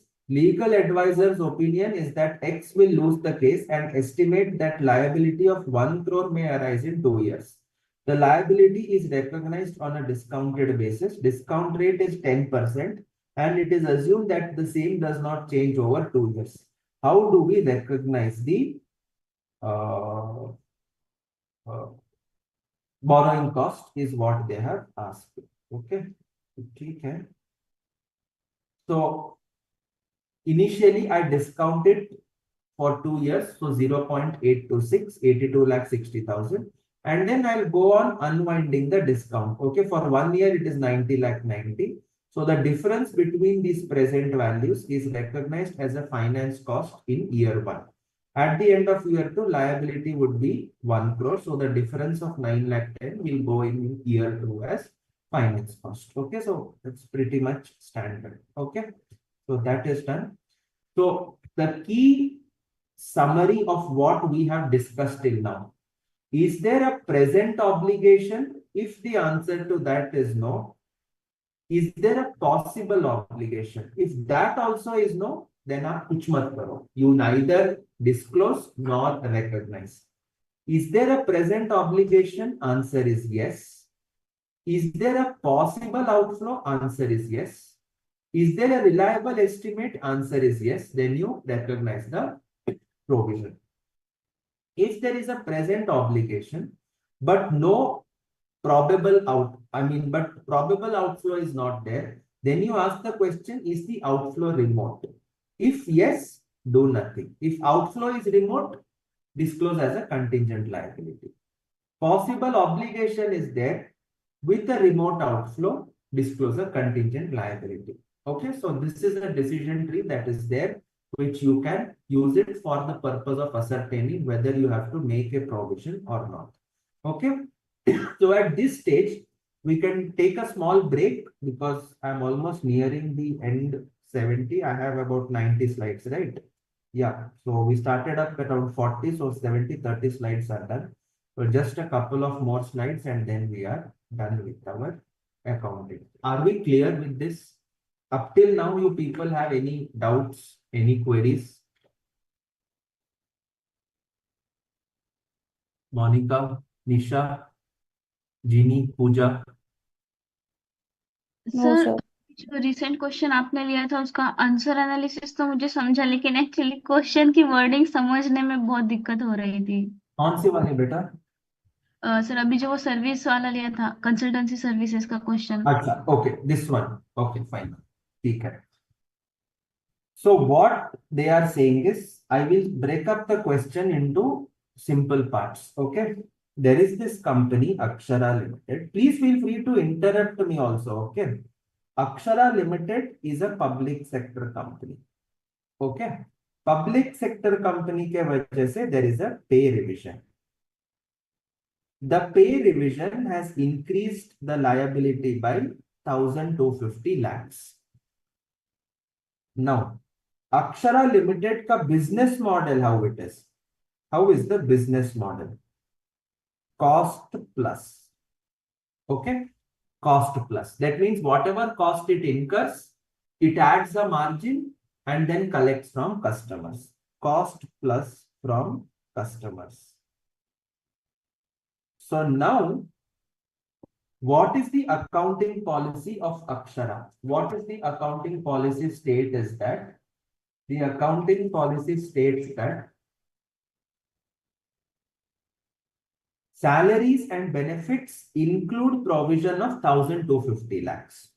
So the policy states that this includes 1,250 lakhs on account of pay revision. Acha, should this be recognized in the current year? Remember India is 19. Unfortunately, I only taught you. So when there is a pay revision of 1,250 lakhs, will you recognize it in the current year as a cost, or will you go back in time and then do a retrospective restatement? Sir, retrospective. Retrospective नहीं करोगे, ये पे revision अभी आया, पे commission ने अभी decision दिया है। ओके, आप रेट्रोस्पेक्टिवली जाके उसको अमेंड नहीं करोगे। ये फिलहाल Every time seventh pay commission, eighth pay commission. You remember in that question we saw. Second proof के साथ दिखाना जरूरी है.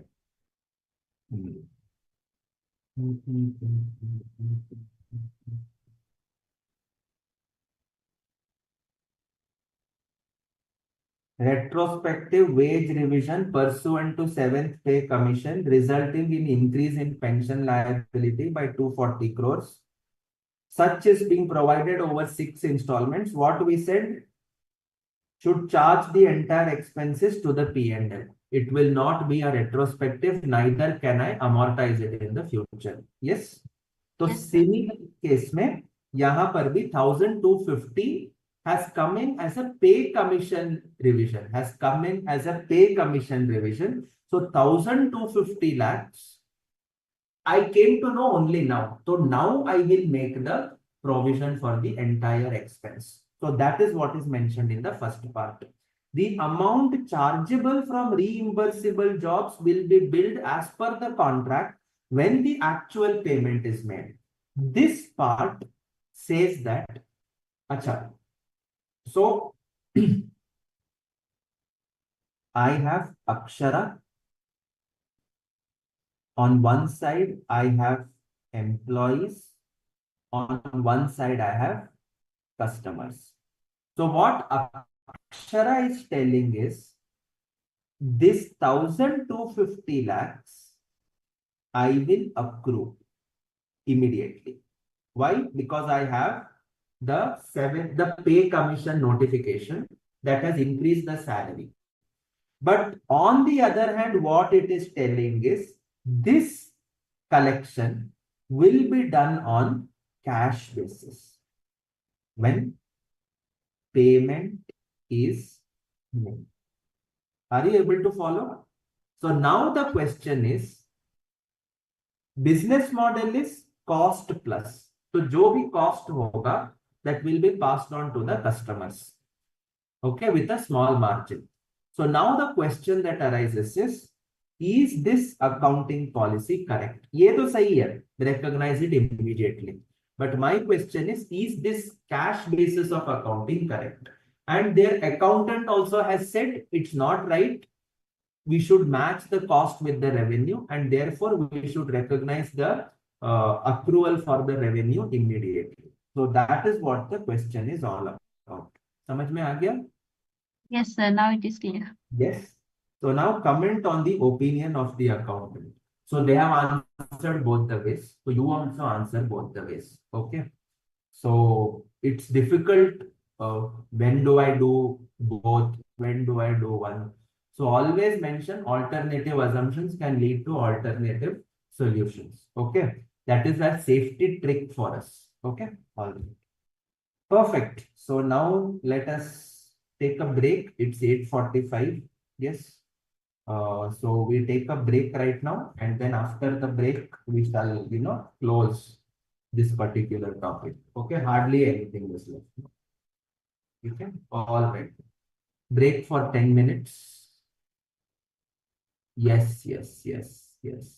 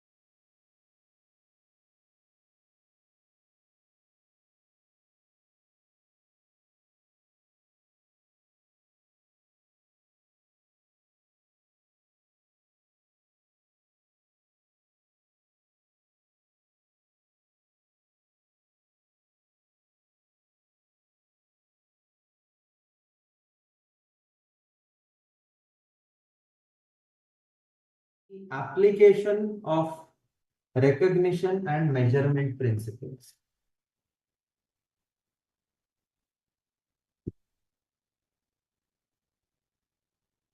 To three specific cases. One is future operating losses, next is onerous contracts, and third is restructuring. So these are three specific cases where we have to look at recognition and measurement principles. So far we have seen in regular cases. Now coming to future operating losses, obviously do not recognize provision for future operating losses. They don't meet the definition of a liability because these are some things where the obligating event is scheduled to happen in the future. Yeah, expenditure you will recognize only in respect of events that have already happened. So when I saw the definition of provision, provision is a liability with an uncertain timing or uncertain amount. And liability is basically a present obligation arising out of past events. Future losses may, there is no past event. So how are you going to recognize, right? So recognition of provision for future operating losses is not allowed because there is no past event which has happened. But one thing is there, future operating losses are an indicator of impairment. They are an indicator of asset impairment in terms of the items specified in Ind AS 36. So we need to test the assets for impairment under Ind AS 36. Okay. So that's it. So coming to an illustration on this pattern in respect of this question 8.119. X packaging has two segments, packaging division and paper division. In March X1, the board of directors approved and announced a formal plan to sell the paper division in June.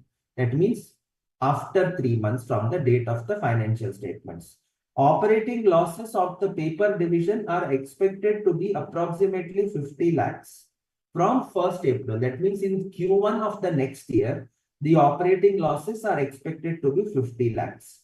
The management wants to include the future operating loss of 50 lakhs in a provision for restructuring for the period ended 31st March. Can you do so? Answer is no, because these are future operating losses. Okay, so simple. Nothing much. Okay. All right. These COVID FAQs, right now, they are not really very important because COVID is a past thing. You can just go through it for your clarity. Okay. You can just log in and then check COVID FAQs ICAI. You can revisit that. Okay. Coming to onerous contracts. Onerous means burdensome. Okay. It is a financial burden for me. Usko hum log bolte onerous. So onerous means what? I have unavoidable costs of meeting obligations. Okay. This unavoidable cost exceeds the economic benefits to be received from the contract. So I compare both of them. When unavoidable cost is higher than the benefits, we call that as an onerous contract. Okay. That means it is a loss-making contract. Okay. So what is the unavoidable cost? See, when I have a loss-making contract, I have two things. Either I execute the contract and make a loss, or I do not execute the contract and pay a penalty. So as a prudent businessman, what are you going to do? Will I execute the contract or will I pay the penalty? Aap batao. Yes. Pay the penalty, sir. It depends. Provided the penalty, it depends. Provided the penalty is lesser than the cost. It depends. That's right, Nisha. So I will do an analysis of what loss is lower to me. If by executing the contract, I save the penalty and the loss is lower, I will execute the contract. If by not executing my penalty is lower, then I will choose to recognize the penalty in my financial statements. I will not execute the contract. So unavoidable cost is the lower net cost of exiting from the contract. That is either fulfilling the contract or compensation or penalties arising from the failure to fulfill it. Jeannie, hope you understood. Monica, Pooja, Usha, hope you guys understood. Niranjan, Hemant. Yes? Yes. So Yes, leave sir. out of Yes, these sir. things. Okay. So what is the accounting principle? Accounting principle is that the present obligation under the contract should be recognized and measured as a provision. Recognized and measured as a provision. Before establishing provision for onerous contract, recognize any impairment loss on assets dedicated to the contract as per Ind AS 36. For an onerous contract, we will recognize the obligation under the contract and measure it as a provision. What is important is, see, look at the term. Unavoidable costs exceed the economic benefits. That means compensation or penalties, or the other side is the net cost of fulfilling the contract. Okay. So, have I fulfilled the contract as of now? Suppose my penalty is higher, fulfilling the contract is lower. So what are you going to prefer? You are going to prefer doing the job. Yes or no? Yes. Suppose penalty is 1 lakh and loss from contract is 60,000. What are you going to do? Sir, I will execute the contract because penalty mein jaunga, I have to pay 1 lakh. So let me execute. So now tell me, have I executed the contract? No. Am I going to execute the contract? Answer is yes. So now tell me, what is the nature of this contract? Is it an executory contract? Is it an Execute the contract. Yes, it is an executory contract because I am yet to fulfill my obligations. I am yet to fulfill my obligations. But sir, executory contracts, we should not recognize the provision. That is executory contracts which are not onerous. They are outside the scope of Ind AS 37. Onerous executory contract ka provision you will recognize in your financial statements. Recognize any impairment loss on assets dedicated to the contract as per Ind AS 36. Is it okay? Yes, sure. Have you been able to understand? All right. Jeannie also confirmed. Pooja, Monica, hope you guys understood. Okay, all right. So let us look at this question. Simple question hai. X Metals Limited had entered into a non-cancellable contract with Y Limited to purchase 10,000 units of raw material at 50 at a contract price of 5 lakhs. As per the terms of contract, X would have to pay 60,000 to exit the contract.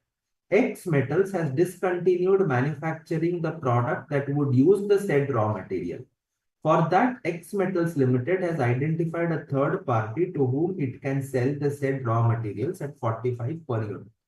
How X Metals should account for this transaction in its books of accounts? Okay, first one. Is it an onerous contract? How do I come to know? Sir, the selling price of your raw material, the selling price of your yeah.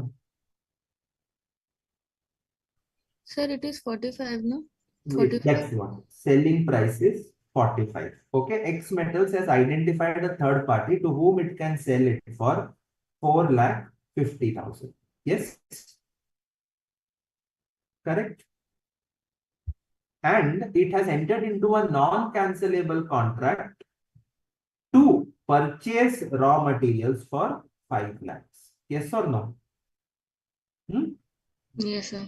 So therefore, I am having a net loss expected to be incurred of 50,000 rupees. Additionally, they would have to pay 60,000 to exit the contract. So if they had to exit the contract, pay 60, otherwise do the job and lose 50. What are you going to prefer? Doing the job, because you will end up saving 10,000 of the losses. You will execute. So is this an executed contract or is it an executory contract?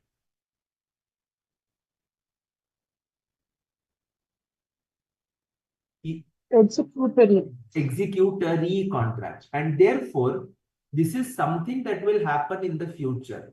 But now I will make a provision for this. For the onerous element of 50,000, I will make a provision. Is it okay? Yes. Okay. So that takes care of this illustration. All right. Next. I'll give you this for homework. Onerous contracts का question है XYZ entered into a contract to supply 1000 TV sets for 2 million, that is 20 lakhs. Increase in cost of inputs has resulted into an increase in the cost of sales to 2.5 million. The penalty for non-performance is 0.25 million. So is the contract onerous and how much provision is required in this regard? So this is something that is very simple. Pad lena, you will be able to understand it easily. Okay. All right. Now we come to the last part. I think this is the last part. Nothing else is left. Restructuring.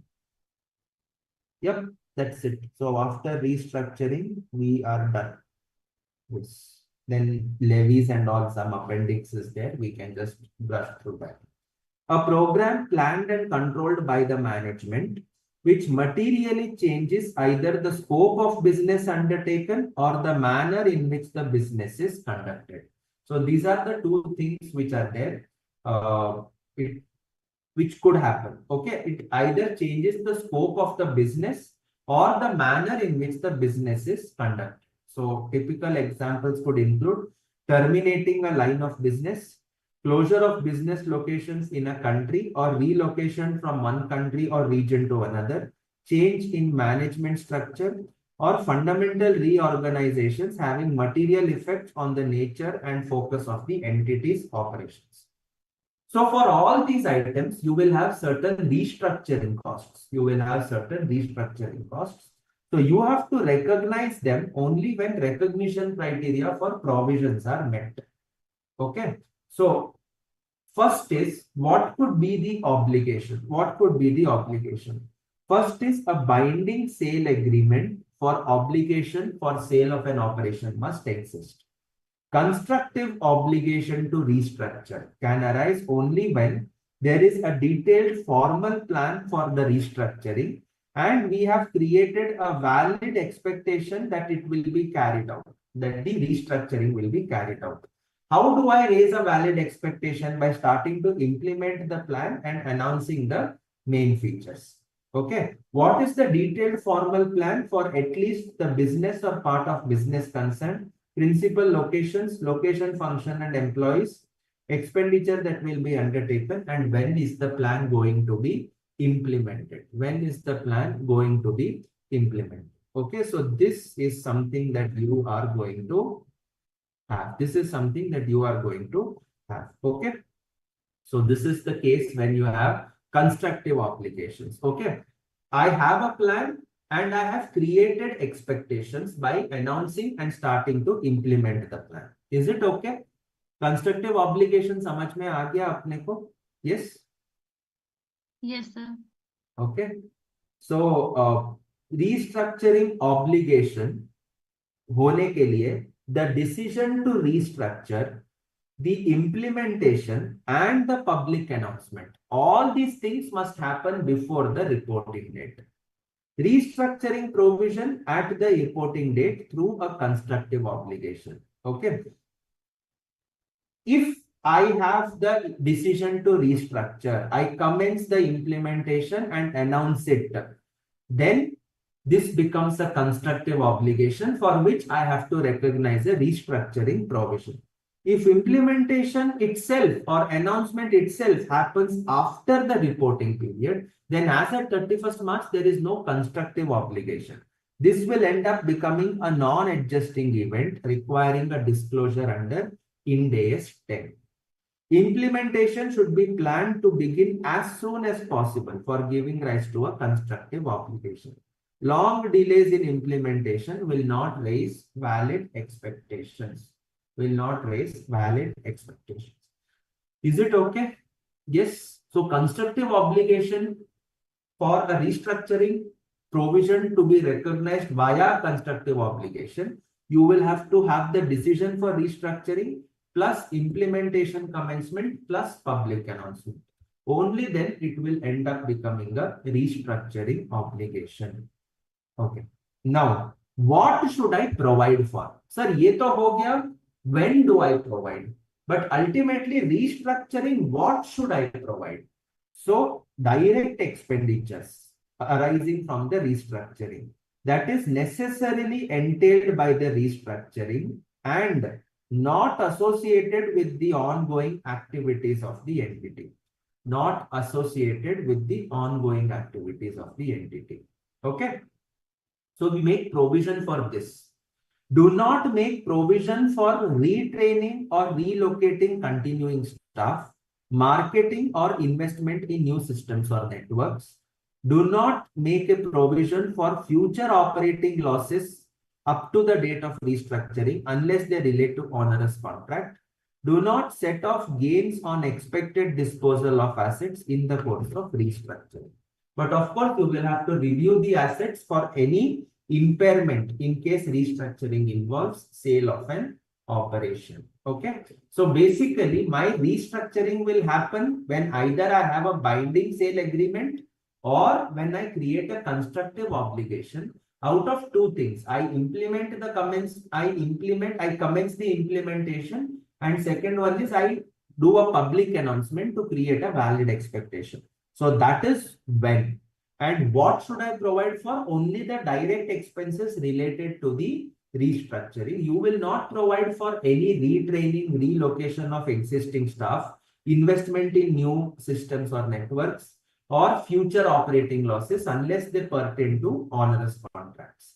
And I can set off the effect of any gains on expected disposal of assets in the course of restructuring. So I will obviously review the assets for impairment in case restructuring involves sale of operations. Is it okay? Yes. Are you able to understand? Any doubts so far? No doubts? All clear? Hemant? Pooja has confirmed. Yes. Okay. Monica, all clear. Niranjan, Jeannie has confirmed. Usha, all clear. Niranjan, Nisha. Okay, fine. Perfect.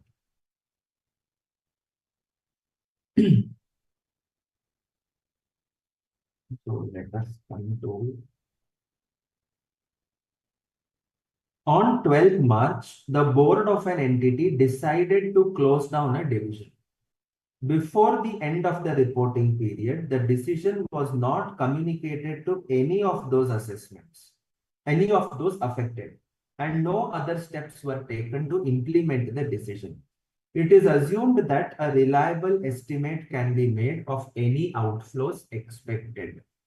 Okay, so now tell me, should I make a provision?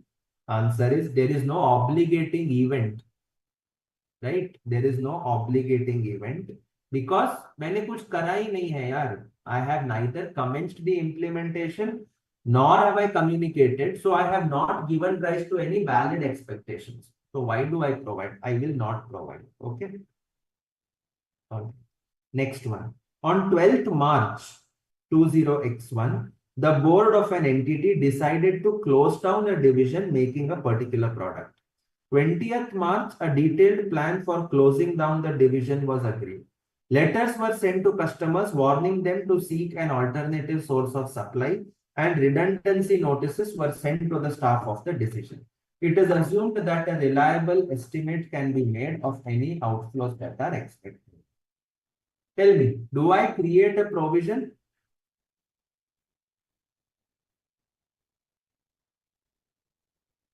Pooja, Jeannie, Usha, Nisha, Niranjan, Hemant has answered. Yes, Bolo. Yes, information is sent out, valid expectations are created. So we are going to make the provision. Okay.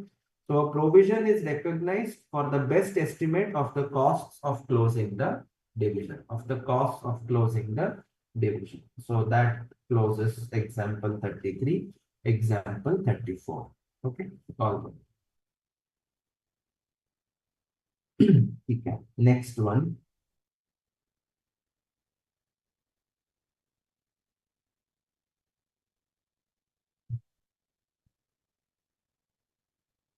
X Cements has 3 manufacturing units situated in 3 different states of India.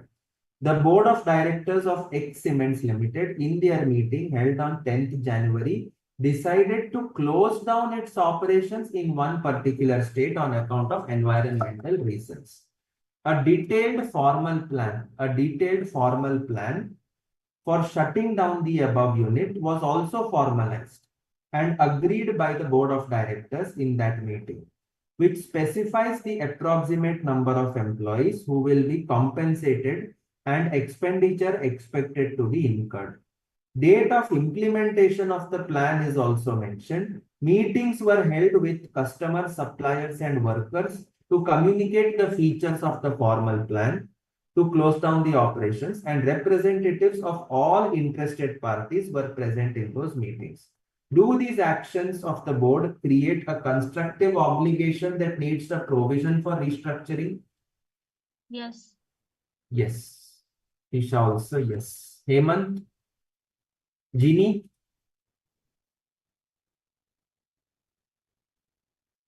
Yes. Hemant, yes. Nisha also said yes. Okay. And Pooja also reverted. Monica, hope you are there and able to follow. Yes, Usha. Yes. Okay. Yes, Hemant, you wanted to say something? Okay, fine. So that takes care of illustration 13. All right. Again, COVID-19 FAQ. Go through this for homework. Nothing of significant importance right now. Okay. All right. Very nice question on restructuring. So H Limited is a large conglomerate with multiple subsidiaries and is preparing consolidated financial statements as per Ind AS for the year ending 31st March 2020.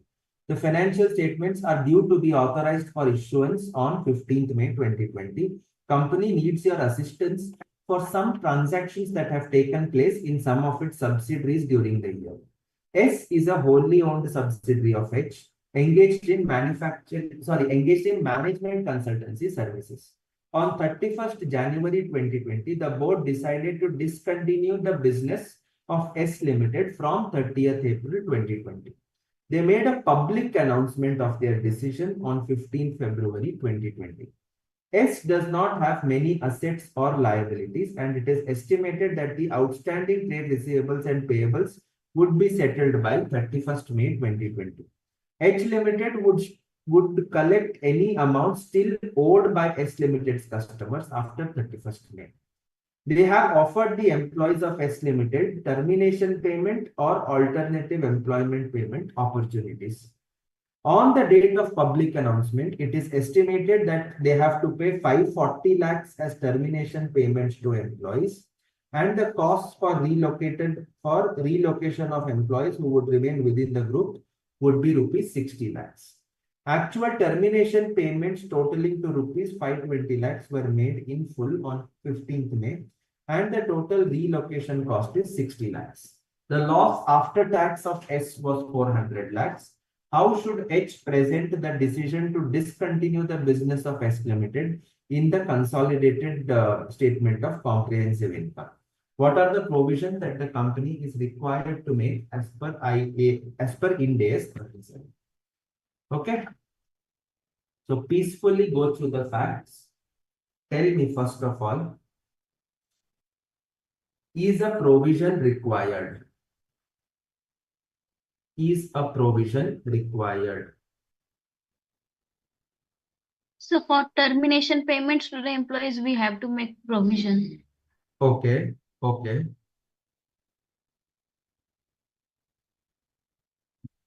Only that or anything else? I think only that, because cost of relocation of employees, they are going to continue with the group. So Yes. it is necessary to make provision. Okay. All right.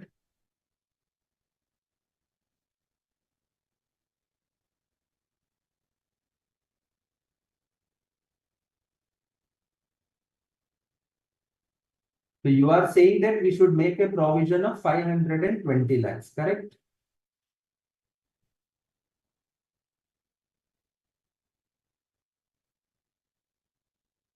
Yes, sir. Okay, fine.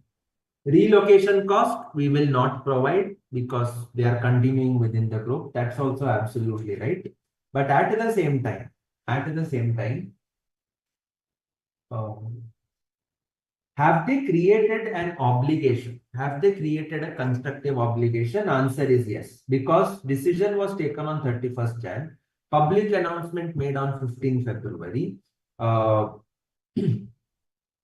S Limited does not have many assets or liabilities, and it is estimated that total trade payables and receivables to be settled by 31st May. H would collect any amount still owed by S after 31st May. So all these things are communicated. So they are already given rise to a constructive obligation for which a provision of 520. Yes, for which a provision of 520 lakhs would be made, which is basically your termination payments, And the total relocation cost, 60 lakhs, is to be ignored, Any doubts? Any further doubts? No further doubts, I think. Yes? No doubt. Okay, perfect. So that takes care of that part, restructuring.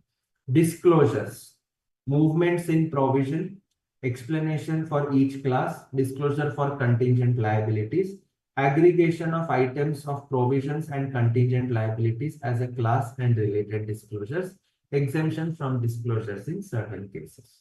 Okay. All right. ये पढ़ लेना. It is just a draft of the note that we have to give. So just read that. Okay. You can do these two questions for homework. Okay. Very simple questions. Okay. One is decommissioning liability and the other is dispute with a competitor seeking damages of 100 million but discloses none of the information required. So we have to draft the disclosure now. Okay. So very simple questions. I don't have anything to add on those questions. Okay. Okay. What I have not covered here specifically is provisions relating to decommissioning and restoration of liabilities, decommissioning and restoration costs. You people have done that in your property, plant and equipment, right? Yes. All right. So that is why I'm not touching that here because that is also a part of your provisions only. So the provision impact, whatever is there, I'm not covering it here because you already have studied that. Okay. All right. Now, Appendix C, levies. Accounting for a liability to pay a levy if the liability is within the scope of Ind AS 37.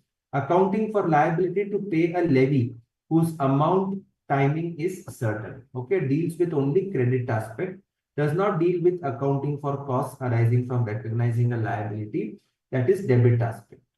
Levy, charge imposed by governments on entities in accordance with laws and or regulations leading to outflow of resources embodying economic benefits. Excludes the following.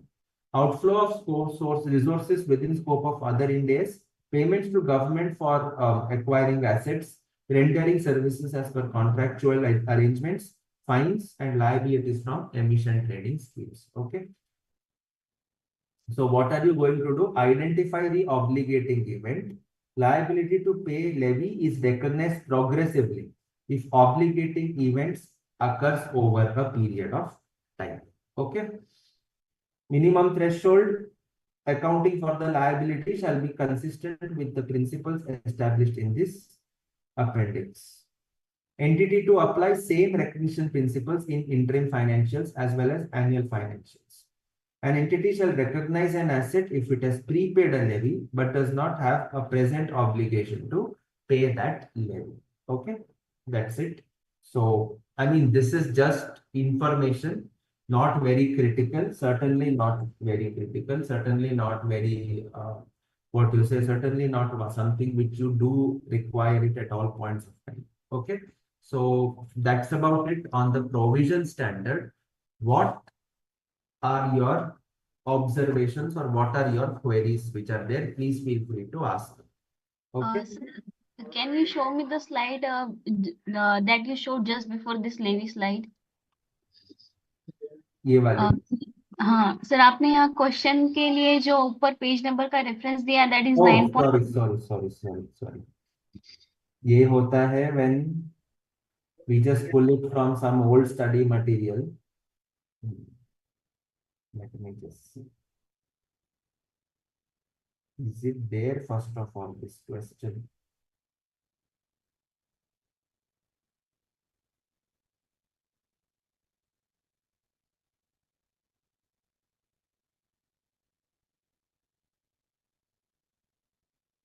No, that question only हट गया है. ठीक है.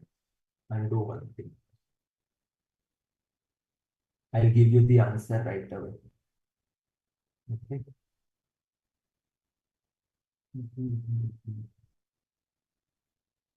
Good.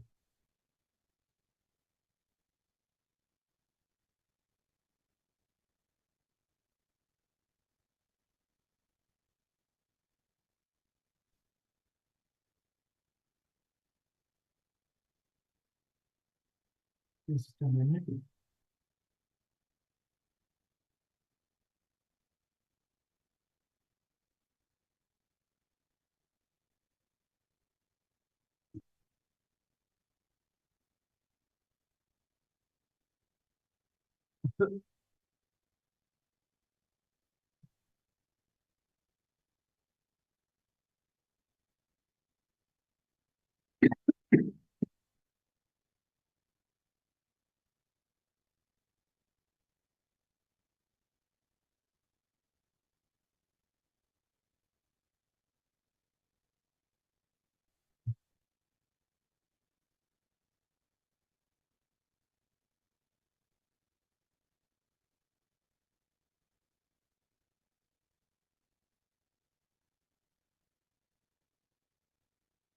Okay.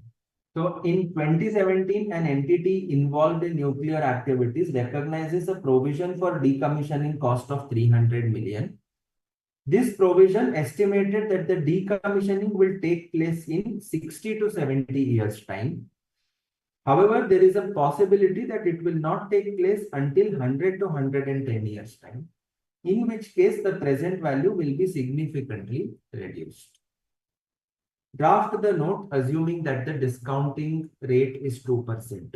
So 300 million provision is recognized. These costs are expected to be incurred between the next 60 to 70 years with a probability for going further to 100 to 110 years. If the costs were measured upon the expectation that they would not be incurred until the next 100 to 110 years, then this 300 million would fall down to 136 million. 136 million.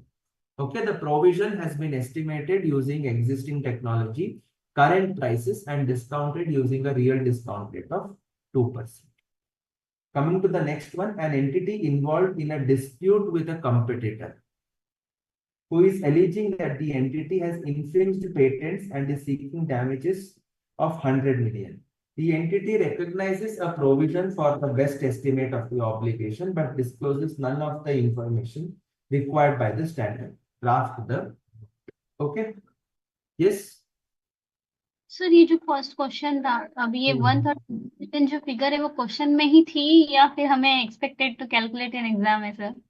Ideally expected to calculate, but this is impossible to come. आप क्या 100 बार discount करोगे? 100 साल 110 साल तो आप करोगे नहीं. Okay, that is why the institute has remove this question from the study model. Okay, समझ में सर, आया? अगर इस क्वेश्चन का आंसर आप हमें लिखना कैसा है एक बार दिखा देंगे तो इट विल बी ग्रेट है ना, मैं बता देता हूँ आपको. I will give this answer. You can note it down, in fact. Okay. A provision of 300 million, a provision of 300 million has been recognized for decommissioning costs.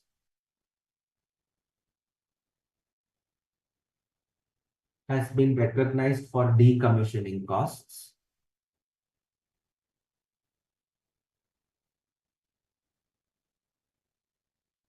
Okay. Yes sir. These costs are expected to be incurred. These costs are expected to be incurred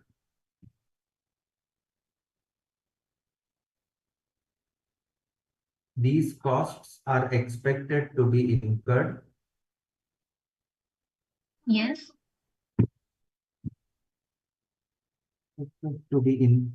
between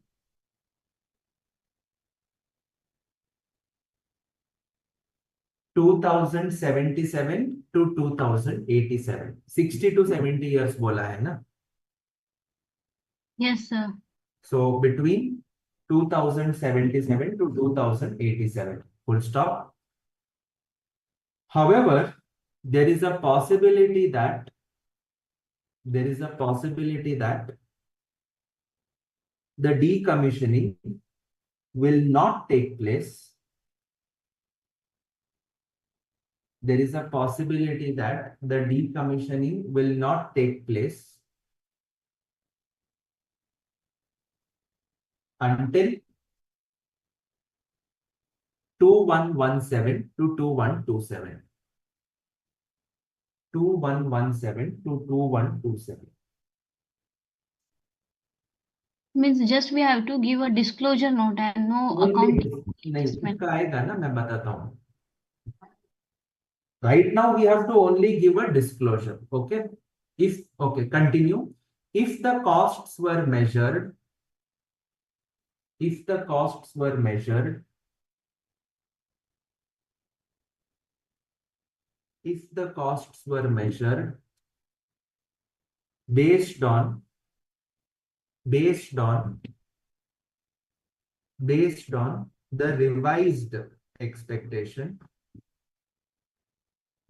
on the revised expectation, comma,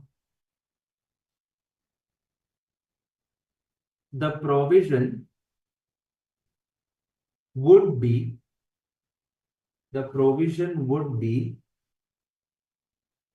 reduced to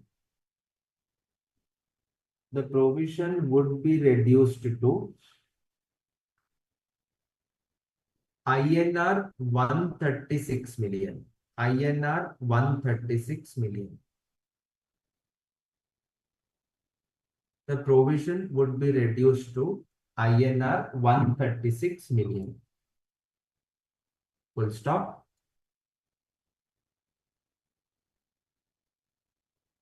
The provision has been estimated.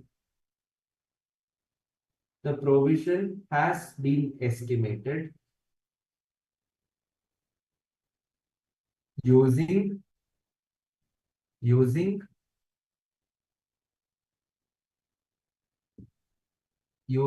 existing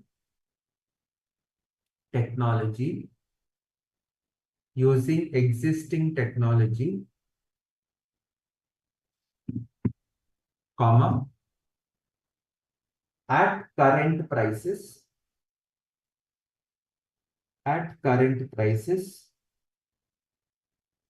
comma,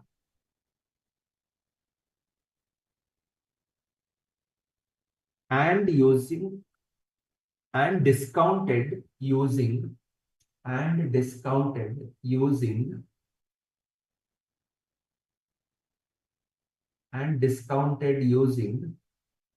a real discount rate of 2%. and discounted using a real discount rate of 2%. Full stop.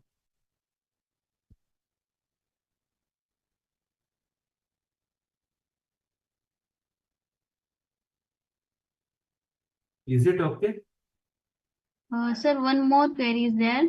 If we are revising such estimate relating to the life years, it is also going to affect my depreciation charge. So I have to give a note about that also.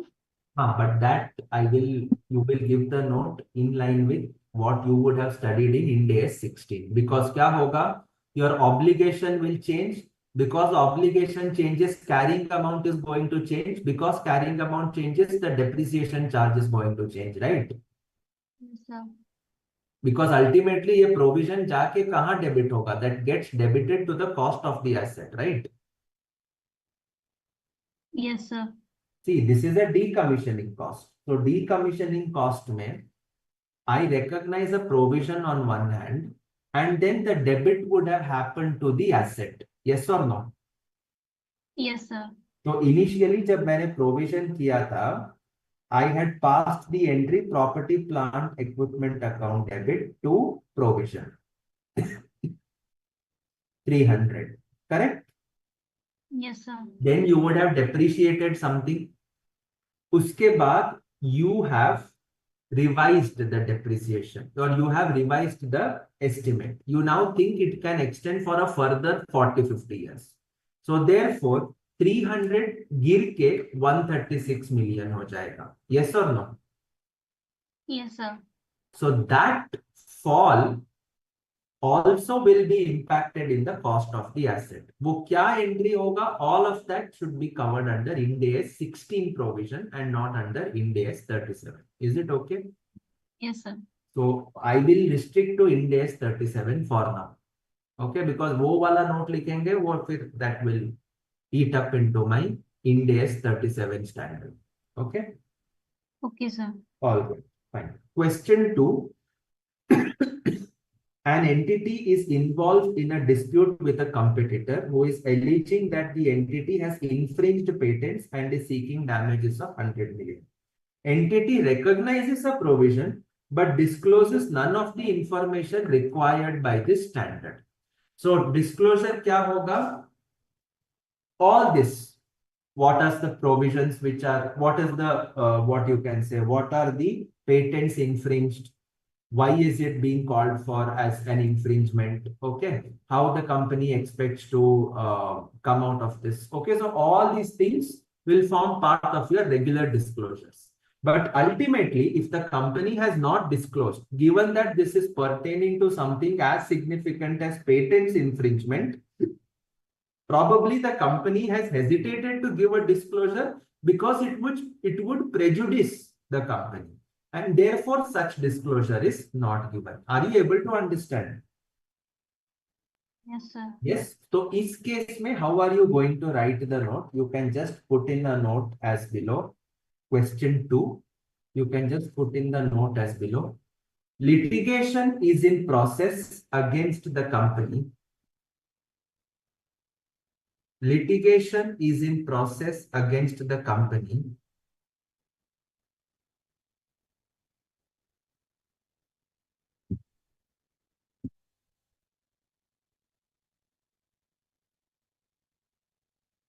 Litigation is in progress against the company in respect of a dispute, in respect of a dispute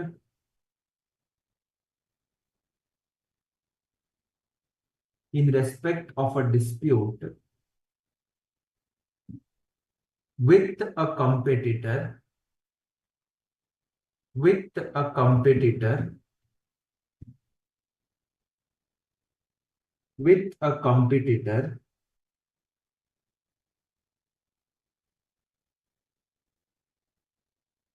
who is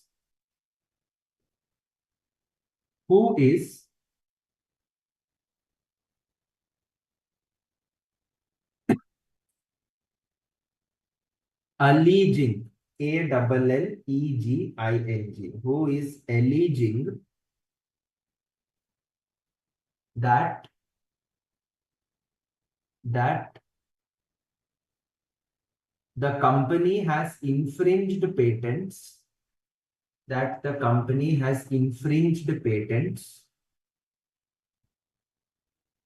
and is seeking damages of 100 million.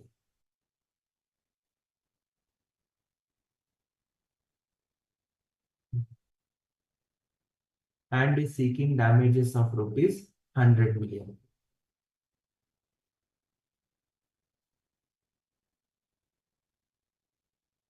Yes, and is seeking damages of rupees 100 million.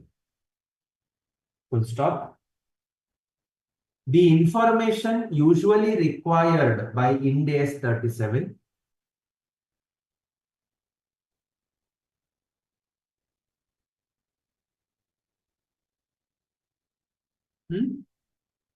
Yes, the sir. information usually required by Ind AS 37 is not disclosed on the grounds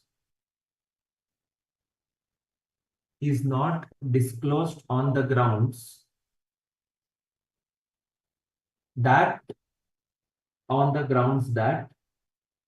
it can be expected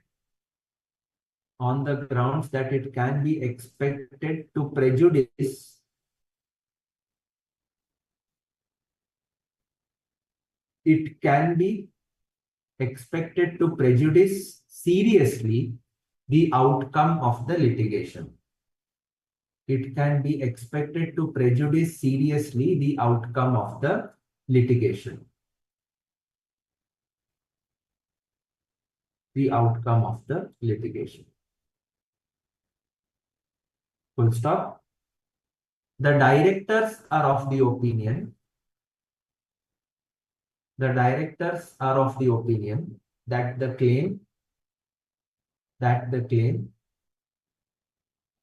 can be successfully contested by the company. Are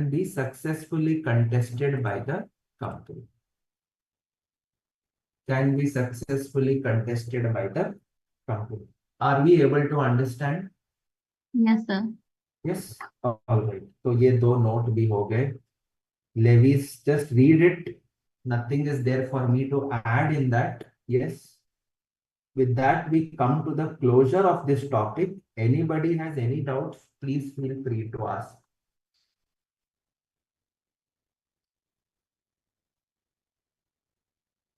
Yes, I'll give that, Jeannie. Don't worry. I will upload the annotated version also. Okay.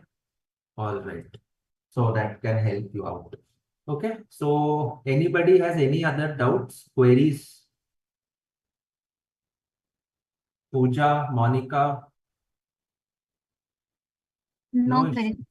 no doubts. Okay. Monica, Nilanjan, Hemant has left. Okay. Usha, Nisha also, I hope she has understood. No doubts. Okay. Good. Okay. Perfect. Okay. All right. So that's about it. So we shall proceed then. We'll close the session. Tomorrow, I think we have, what is there in tomorrow's session? I think foreign currency, right? I think, yeah, tomorrow also we have our session scheduled. Final.